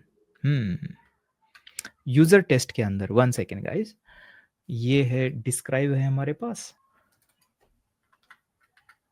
ये है ना स्नैपशॉट है ना, इसके अंदर देखिए दिखा रहा है documentation, this function implements assertion for snapshot testing. क्या हो रहा है एक बार फिर से करते हैं रन इसको। ये सही है क्या, node test test update snapshots, और ये फिर से बोल रहा है कि नोड वर्जन कौन सा, हाँ ये देखिए गाइस, ये तो हमने चेंज किया था, क्या हुआ, नोड वर्जन 22। देखिए यही दिक्कत हो रही है कि ये टेस्ट रनर वाला फीचर वो तो पहले से ही 18 से ऐड हुआ था, लेकिन बाद में हर एक वर्जन के अंदर कुछ-कुछ फीचर्स ऐड किए हैं। तो 22 के अंदर ये जो स्नैपशॉट टेस्टिंग है ये नहीं था, ये बाद में ऐड हुआ है, तो हमें वर्ज़न जो है थोड़ा-सा लेटेस्ट यूज़ करना पड़ेगा नोड का। सो मैं बोलूँगा 23। सो अब हम नोड वर्ज़न जो है 23 यूज़ कर रहे हैं एंड होपफुली अभी हमारा काम हो जाना चाहिए। देखिए, टेस्ट हमारी सारी पास हो चुकी है और यहाँ पर अगर आप देखोगे तो एक फ़ाइल यहाँ पर क्रिएट हो जाएगी, user test JS dot snapshot. ध्यान से देखिए, स्नैपशॉट जो होता है उसकी फ़ाइल क्रिएट होती है, उसके अंदर जस्ट एक स्ट्रिंग हम स्टोर करते हैं। इसके अंदर देखिए, यहाँ पर है स्विट का नाम, टेस्ट का नाम सेम है ना? और यहाँ पर उसका रिस्पॉन्स एक स्ट्रिंग फॉर्मेट में जस्ट हमने इसके फ़ाइल के अंदर छाप दिया है, दैट्स इट। ये होता है स्नैपशॉट और इसको गिट के अंदर हम कमिट करते हैं। हमेशा याद रखिए आपके जो स्नैपशॉट्स होते हैं, आपके गिट के अंदर जाते हैं, आपके सोर्स कोड के अंदर हमेशा रहते हैं। ठीक है? ये एक अच्छी प्रैक्टिस होती है। हमेशा आप गिट के अंदर रखिए उसको रिपॉज़िटरी के अंदर। अब देखिए, अब मैं इसको क्लोज़ करता हूँ। अब नेक्स्ट टाइम जैसे ही हम टेस्ट रन करेंगे ना, अभी हम ये वाला फ्लैग नहीं पास करेंगे, जस्ट नॉर्मल टेस्ट रन करेंगे। अब टेस्ट हमारी पास हो रही है, देखिए। अब ये बिहाइंड द सीन क्या कर रहा है, यहाँ पर ये जो स्नैपशॉट है ना, उसको कंपेयर करके देख रहा है इस डेटा से। जो रिस्पॉन्स आ रहा है, वो चेक कर रहा है कि स्नैपशॉट जैसा है या नहीं है। मैं आपको प्रूफ करके दिखाता हूँ, देखिए। यहाँ पर लेट्स से एडमिन की जगह एडमिन्स लिख दिया, एस ऐड कर दिया एक्स्ट्रा एक, ठीक है? चेंज किया ना? अब स्नैपशॉट एक बार देखिए, स्नैपशॉट के अंदर क्या है? सिर्फ एडमिन है, एस नहीं है उसके अंदर। इसका मतलब अभी क्या हो जाएगा? देखिए, फेल हो गई ना टेस्ट। देखिए, एक्चुअल और एक्सपेक्टेड एग्ज़ैक्टली ये बताएगा आपको कहीं पे क्या दिक्कत है। देखिए, ये बोल रहा है कि यहाँ पे एस एक्स्ट्रा है, एस नहीं होना चाहिए था। कहाँ से यूज़ हो रहा है? ये स्नैपशॉट से चेक कर रहा है। सो खोल इसको निकाल देते हैं, फिर से रन करते हैं। अभी पास हो चुकी है हमारी सारी टेस्ट, देखिए। और ये देखिए हमारे ये वाला स्विच, टेस्ट स्विच, ये वाला 3 अलग से दिख रहे हैं टैब में, राइट? सो ये बेसिकली होता है हमारी स्नैपशॉट टेस्टिंग। काफ़ी सिंपल सी कॉन्सेप्ट है। यूज़ केस आपको समझ में आया है, कभी कॉम्प्लेक्स रिस्पॉन्स होता है, उसको अगर असर्ट करना है तो हर एक फ़ील्ड को करने की ज़रूरत नहीं है। आप उसका एक स्नैपशॉट बना के रख दीजिए और उसको ही आप फ्यूचर में चेक करोगे। तो फ्यूचर में जभी भी एपीआईज़ चेंज होती है, रिस्पॉन्स चेंज होता है, तो आपकी टेस्ट फेल हो जाएगी और तभी आप टेस्ट को या तो चेंज कर सकते हो, अगर वो मतलब जानबूझ के अगर रिस्पॉन्स चेंज किया गया है आगे फ्यूचर में, तो टेस्ट को चेंज करिए, नया स्नैपशॉट बनाइए। नया स्नैपशॉट बनाने के लिए आप क्या करते हो, जस्ट वो जो फ्लैग लगाया था ना, एक बार फिर से दिखाता हूँ, इसको लगा के एक बार हिट करिए, तो जो स्नैपशॉट है वो अपडेट हो जाएगा नए डेटा से। ओके? सो ये है स्नैपशॉट्स। आगे बढ़ते हैं। नेक्स्ट हम देखने वाले हैं इंटीग्रेशन टेस्टिंग। इंटीग्रेशन टेस्टिंग के अंदर क्या होता है कि एक फंक्शन हम नहीं टेस्ट करते हैं, हम टेस्ट करते हैं एक ही साथ में मल्टीपल चीजें, मतलब एक पूरा फ्लो ही हम टेस्ट करते हैं। बट उसको टेस्ट करने के लिए हम एक मेक श्योर करते हैं कि कोई साइड इफेक्ट्स नहीं हो रहे हैं। ओके? मतलब वहां पे भी मॉकिंग यूज हो रही है फुल पावर में, और कोई साइड इफेक्ट नहीं है वहां पर। मैं आपको एक कोड दिखाने वाला हूँ, यहाँ पर अभी कोड नहीं लिखेंगे उसके लिए, बट हमारे पास कोड ऑलरेडी है। हमारे मर्न स्टैक कोर्स से हमने बहुत सारी इंटीग्रेशन टेस्ट करी हुई है, तो वो मैं आपको दिखाने वाला हूँ, ठीक है? सो चलिए मैं आपको लेके चलता हूँ फिर से हमारे स्क्रीन के ऊपर। और यहाँ पर देखिए हमारे पास एक ऑथ सर्विस है, और ऑथ सर्विस के अंदर यहाँ पर अगर टेस्ट के अंदर जाते हैं तो यूज़र टेस्ट यहाँ पर करते हैं। और यहाँ पर देखिए, यहाँ पर हमने एक स्पेक वर्ड यूज़ किया है। आई थिंक ये नोड के अंदर अभी तक इनबिल्ट नहीं है, टेस्ट यहाँ पे लिखना होता है हमें, लेकिन फ्यूचर में शायद ये भी आ जाएगा क्योंकि एक कन्वेंशन है, नॉर्मली सारे फ्रेमवर्क्स इसको सपोर्ट करते हैं। सो लेट्स से रजिस्टर वाली जो टेस्ट केस है उसको हम चेक करने वाले हैं। एंड यहाँ पर देखिए हम क्या यूज़ कर रहे हैं, यहाँ पर आई थिंक हम जस्ट यूज़ कर रहे हैं, टेस्टिंग फ्रेमवर्क है वो हम यूज़ कर रहे हैं। अभी जो मैंने कोड जो आपको लिख के दिखाया था उसके अंदर नोड जेएस का जो इनबिल्ट टेस्ट रनर है उसको यूज़ कर रहे हैं। टेक्नोलॉजी अलग है, फ्रेमवर्क अलग है, बट कॉन्सेप्ट फंडामेंटली वही है, वही 3A है। उसी तरह से मॉकिंग हम करते हैं, उसी तरह से असर्शन करते हैं। देखिए, यहाँ पर मैं आपको एक चीज़ दिखाना चाहता हूँ कि इंटीग्रेशन टेस्ट कर रहे हैं तो क्यों ना हम एक पूरा जो एपीआई का एंड पॉइंट है उसको ही टेस्ट कर लें। वो एक इंटीग्रेशन टेस्ट हो जाएगी हमारी। एपीआई टेस्टिंग जो होती है, जब भी हम एक एंड पॉइंट को टेस्ट करते हैं पूरे एंड पॉइंट को, तो वो हमारी इंटीग्रेशन टेस्ट होती है। क्योंकि जो कोड होगा हमारा उसके अंदर कंट्रोलर होता है, राउटर होता है, सर्विस कॉल हो रही है, उसके अंदर और कोई यूटिलिटी फंक्शन कॉल हो रही है। तो मल्टीपल फंक्शंस यहाँ पर एक साथ में हम टेस्ट कर रहे हैं, इसको हम इंटीग्रेशन टेस्टिंग बोलते हैं, ओके? एंड यहाँ पर देखिए, यहाँ पर आप सोचोगे अगर डायरेक्ट एंड पॉइंट हम टेस्ट करें तो ये तो डेटाबेस के अंदर कॉल कर रहा होगा। हाँ, डेटाबेस के अंदर कॉल करता है लेकिन ओरिजिनल डेटाबेस के अंदर नहीं। यहाँ पर हमने इसको टेस्ट डेटाबेस प्रोवाइड किया हुआ है, जो कि प्रोडक्शन डेटाबेस नहीं है हमारा। वो बस टेस्ट के लिए हम इसको देते हैं और हर एक हर एक टेस्ट रन के बाद वो डेटाबेस को हम पूरा क्लीन करते हैं। हर एक जो टेस्ट होगी ना रन, उसके बाद डेटाबेस नया बन जाएगा। वो टेस्ट खत्म होने के बाद डेटाबेस क्लीन, आइसोलेशन। हर एक टेस्ट हमारी आइसोलेशन के अंदर रन हो रही है। सो यहाँ पर आते हैं, आप देख सकते हो कि should return it should return 201 status code. ये टेस्ट केस है हमारी। इसके अंदर हमने अरेंज कर दिया डेटा। देखिए इसके अंदर भी लिखा हुआ है अरेंज, एक्ट कर दिया, रिक्वेस्ट फंक्शन को कॉल किया। यहाँ पर हम एक फ्रेमवर्क यूज कर रहे हैं, सुपर टेस्ट। इंटीग्रेशन टेस्टिंग के लिए जब भी हम एक्सप्रेस जेएस यूज करते हैं तो सुपर टेस्ट हम यूज करते हैं। तो यहाँ पर देखिए रिक्वेस्ट को सुपर टेस्ट मैंने इंपोर्ट किया हुआ है। ये सुपर टेस्ट हमें डायरेक्टली अलाउ करती है इस तरह से एपीआई को कॉल करना, और एपीआई को कॉल करने के बाद ये रिस्पॉन्स हमें मिला और इसके ऊपर हम एक्सपेक्ट लगा रहे हैं। एक्सपेक्ट मतलब और कुछ नहीं, असर्ट है। इस फ्रेमवर्क के अंदर इसको एक्सपेक्ट बोलते हैं। फर्क इतना ही है। उसके अंदर मैं बोल रहा हूँ कि जो भी कंटेंट टाइप हेडर है वो जेसन होना चाहिए। जस्ट असर्ट कर रहे हैं हम कोई किस चीज को, राइट? सो अगर मैं रजिस्टर का आपको लॉजिक दिखा दूं कोड, सो एसआरसी के अंदर सबसे पहले तो राउटर के अंदर हम चलेंगे और आई थिंक ये इसके अंदर ही होगा। हाँ, ये देखिए यही एंड पॉइंट है। ये एंड पॉइंट हमारे कंट्रोलर के रजिस्टर फंक्शन को कॉल कर रहे हैं। देखिए ये सारा लॉजिक यहाँ पर रन हो रहा है। इसके अंदर एक यूज़र सर्विस कॉल हो रही है। देखिए यूज़र सर्विस, और यूज़र सर्विस के अंदर बहुत सारी चीज़ें हैं। इसके अंदर कुछ चीज़ें हैं, देखिए रिपॉजिटरी है इसके अंदर, और एक कॉल हो रहा है। तो डिपेंडेंसीज बहुत हैं। और जो डिपेंडेंसी इंजेक्शन की हम बात कर रहे थे ना, ये देखिए कंस्ट्रक्टर के थ्रू इसके अंदर रिपॉजिटरी यूज हो रही है, तो मैं रिपॉजिटरी को इंजेक्ट कर रहा हूँ, ओके? और जब भी टेस्ट रन हो जाती है तो ओरिजिनल रिपॉजिटरी, हमारे केस में हम मॉक भी कर सकते हैं, लेकिन हमारा डेटाबेस ही मॉक्ड है तो हमें यहाँ पर हर एक चीज को मॉक करने की जरूरत नहीं है, ओके? सो बिल्कुल कंफ्यूज नहीं होना है यहाँ पर बस आपको ये समझना है कि ये है इंटीग्रेशन टेस्ट। उसकी वजह से जो पूरा की पूरा जो एंड पॉइंट है ना, उसको ही हमने टेस्ट कर लिया। ये आता है इंटीग्रेशन टेस्ट के अंदर। मल्टीपल कंपोनेंट्स को जब भी एक साथ में आप उसका लॉजिक इंटीग्रेशन टेस्ट करते हो, वो होती है इंटीग्रेशन टेस्ट।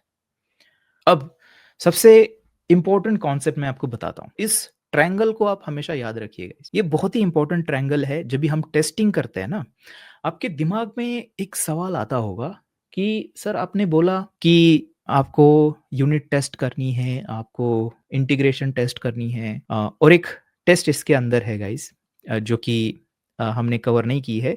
इसको एंड टू एंड टेस्ट हम बोलते हैं। जो हमने देखी थी उसके अंदर तीसरा जो था ना, एंड टू एंड, जहाँ पे ब्राउज़र ओपन करके सारी चीज़ें की जाती है, ऑटोमेटेड होती है सारी। तो उसके लिए हम अलग-अलग चीज़ें यूज़ करते हैं। साइप्रेस एक आता है लाइब्रेरी, उसके बाद पपेटियर एक आता है, उसको हम यूज़ कर सकते हैं उनकी मदद से। प्लेराइट है, उनकी मदद से हम ये सारी टेस्टिंग करते हैं। तो यहाँ पर आज तो हम कवर नहीं करेंगे इसको, बट ये फ्रेमवर्क्स हैं जो कि आपका काम आसान करेंगे। मैं आपको एनकरेज करूँगा इसके बारे में कोई वीडियो अगर आपको मिलती है तो एक देख लीजिए उसको, या फिर डॉक्यूमेंटेशन से आपको अगर समझ में आता है तो उसके अंदर देख लीजिए कि कैसे डायरेक्टली एक ब्राउज़र को ओपन करके ऑटोमेटेड टेस्ट की जाती है आपके एप्लीकेशन को। अब सवाल ये है कि ये 3 टाइप की टेस्ट है हमारे पास, तो इसमें से हमारे एक एप्लीकेशन के अंदर क्या रेशियो होना चाहिए? कितनी यूनिट टेस्ट होनी चाहिए? कितनी इंटीग्रेशन टेस्ट होनी चाहिए? कितनी एंड टू एंड होनी चाहिए? क्या रेशियो होता है इसका? तो उस रेशियो को समझने के लिए आप ये जो ट्रायंगल है, ट्रायंगल ऑफ टेस्टिंग, इसको ध्यान में रखिए हमेशा। आपके दिमाग में फिट करके रखिए। ये वाला नहीं, व्हाइट वाला नहीं, अभी दिखाऊँगा मैं, ठीक है? इसके अंदर टोटल 3 लेयर्स होती है। 1 level, second level and third level, 3 levels है, ठीक है? जो पहली लेवल है ना, ये होती है यूनिट टेस्ट, और यूनिट टेस्ट ये जो लेवल होती है ये सबसे बड़ी है, और ये सबसे बड़ी है इसका मतलब क्या है कि ये आपके एप्लीकेशन के अंदर होनी चाहिए। अराउंड 70% जो आपकी टेस्ट होगी वो आपकी यूनिट टेस्ट होनी चाहिए। इसका मैं रीज़न आपको बताता हूँ। ये सारी यूनिट टेस्ट जो है वो आइसोलेशन में रन हो जाती है, उसकी वजह से बहुत ही फास्ट रन होती है, कोई साइड इफ़ेक्ट नहीं है, फास्ट रन होती है। और थोड़ा सोचिए कि जितनी फास्ट आपकी टेस्ट रन होगी आपके सीआई/सीडी पाइपलाइन के अंदर, उतनी आपकी रिलीज़ साइकिल जो है वो थोड़ी-सी स्पीड अप हो सकती है, राइट? सो ये जो यूनिट टेस्ट है आप कोशिश करिए कि ज़्यादा से ज़्यादा आपकी यूनिट टेस्ट हो, जो कि 70% अराउंड होनी चाहिए। और उसके बाद जो इंटीग्रेशन टेस्ट है वो आपकी होनी चाहिए अराउंड 30% इंटीग्रेशन। अब ये थोड़ी-सी कंपैरेटिवली स्लो होती है कंपेयर टू यूनिट टेस्टिंग। क्यों? क्योंकि मल्टीपल कंपोनेंट्स को टेस्ट करना होता है उसके अंदर। तो इसको थोड़ा-सा आप कम रखिए क्योंकि वो थोड़ा-सा ज़्यादा टाइम लेती है। उसके बाद जो एंड टू एंड टेस्ट होती है वो और कम होनी चाहिए आपकी। जो अपने एप्लीकेशन के अंदर जो बहुत ही इम्पोर्टेंट फ्लो होते हैं, पेमेंट फ्लो हो सकता है, यूज़र रजिस्ट्रेशन फ्लो होता है। आपके बिज़नेस के लिए जो भी सबसे ज़्यादा इम्पोर्टेंट फ्लोज़ है, यूज़र फ्लोज़, बस उसको उसकी आप एंड टू एंड टेस्ट लिखिए। वो कम होनी चाहिए अराउंड 10%, 20%, राइट? 70-20, 10% या ये रेशियो होना चाहिए। और ये कोई रूल नहीं है, ठीक है? ये कोई रूल नहीं है, ये दीज़ आर जस्ट गाइडलाइंस जो कि बहुत सारे लोग फॉलो करते हैं, कोई-कोई नहीं करता है। डिपेंड करता है अगेन आपके बिज़नेस केस के ऊपर। हो सकता है कि आपके बिज़नेस के अंदर बहुत ही जो इम्पोर्टेंट फ्लोज़ है ना, वो बहुत ज़्यादा है, तो उसके अंदर एंड टू एंड टेस्ट आपकी ज़्यादा हो जाएगी, पॉसिबल है। लेकिन हमेशा आपको मेक श्योर करना है कि जैसे ही आप ऊपर चले जाओगे, उतना टेस्ट रनिंग का स्पीड स्लो हो जाता है, और जितना टेस्ट स्पीड स्लो हो जाता है, उतने ज़्यादा रिसोर्सेज़ आपको चाहिए। क्योंकि टेस्ट सीआई/सीडी पाइपलाइन के अंदर रन होती है, वो किसी सर्वर के ऊपर रन होती है। जितना ज़्यादा टाइम सर्वर चलेगा, उतना ज़्यादा बिल आएगा उसका, उतना ज़्यादा टाइम लगेगा उसको टेस्ट को रन होने में, उतना ज़्यादा आपकी जो रिलीज़ साइकिल है वो स्लो हो जाएगी। तो ये थोड़ा-सा ट्रेड ऑफ जो है वो आपको याद रखना होता है, चीज़ें उस तरह से डिसीज़न आपको लेनी होती हैं। सो ये बेसिकली आपका ट्रायंगल है, इसको आप स्क्रीनशॉट करके ले सकते हो। टेस्ट नोट्स प्रोवाइड करूँगा उसके अंदर भी आपको ये मिल जाएगा, ठीक है?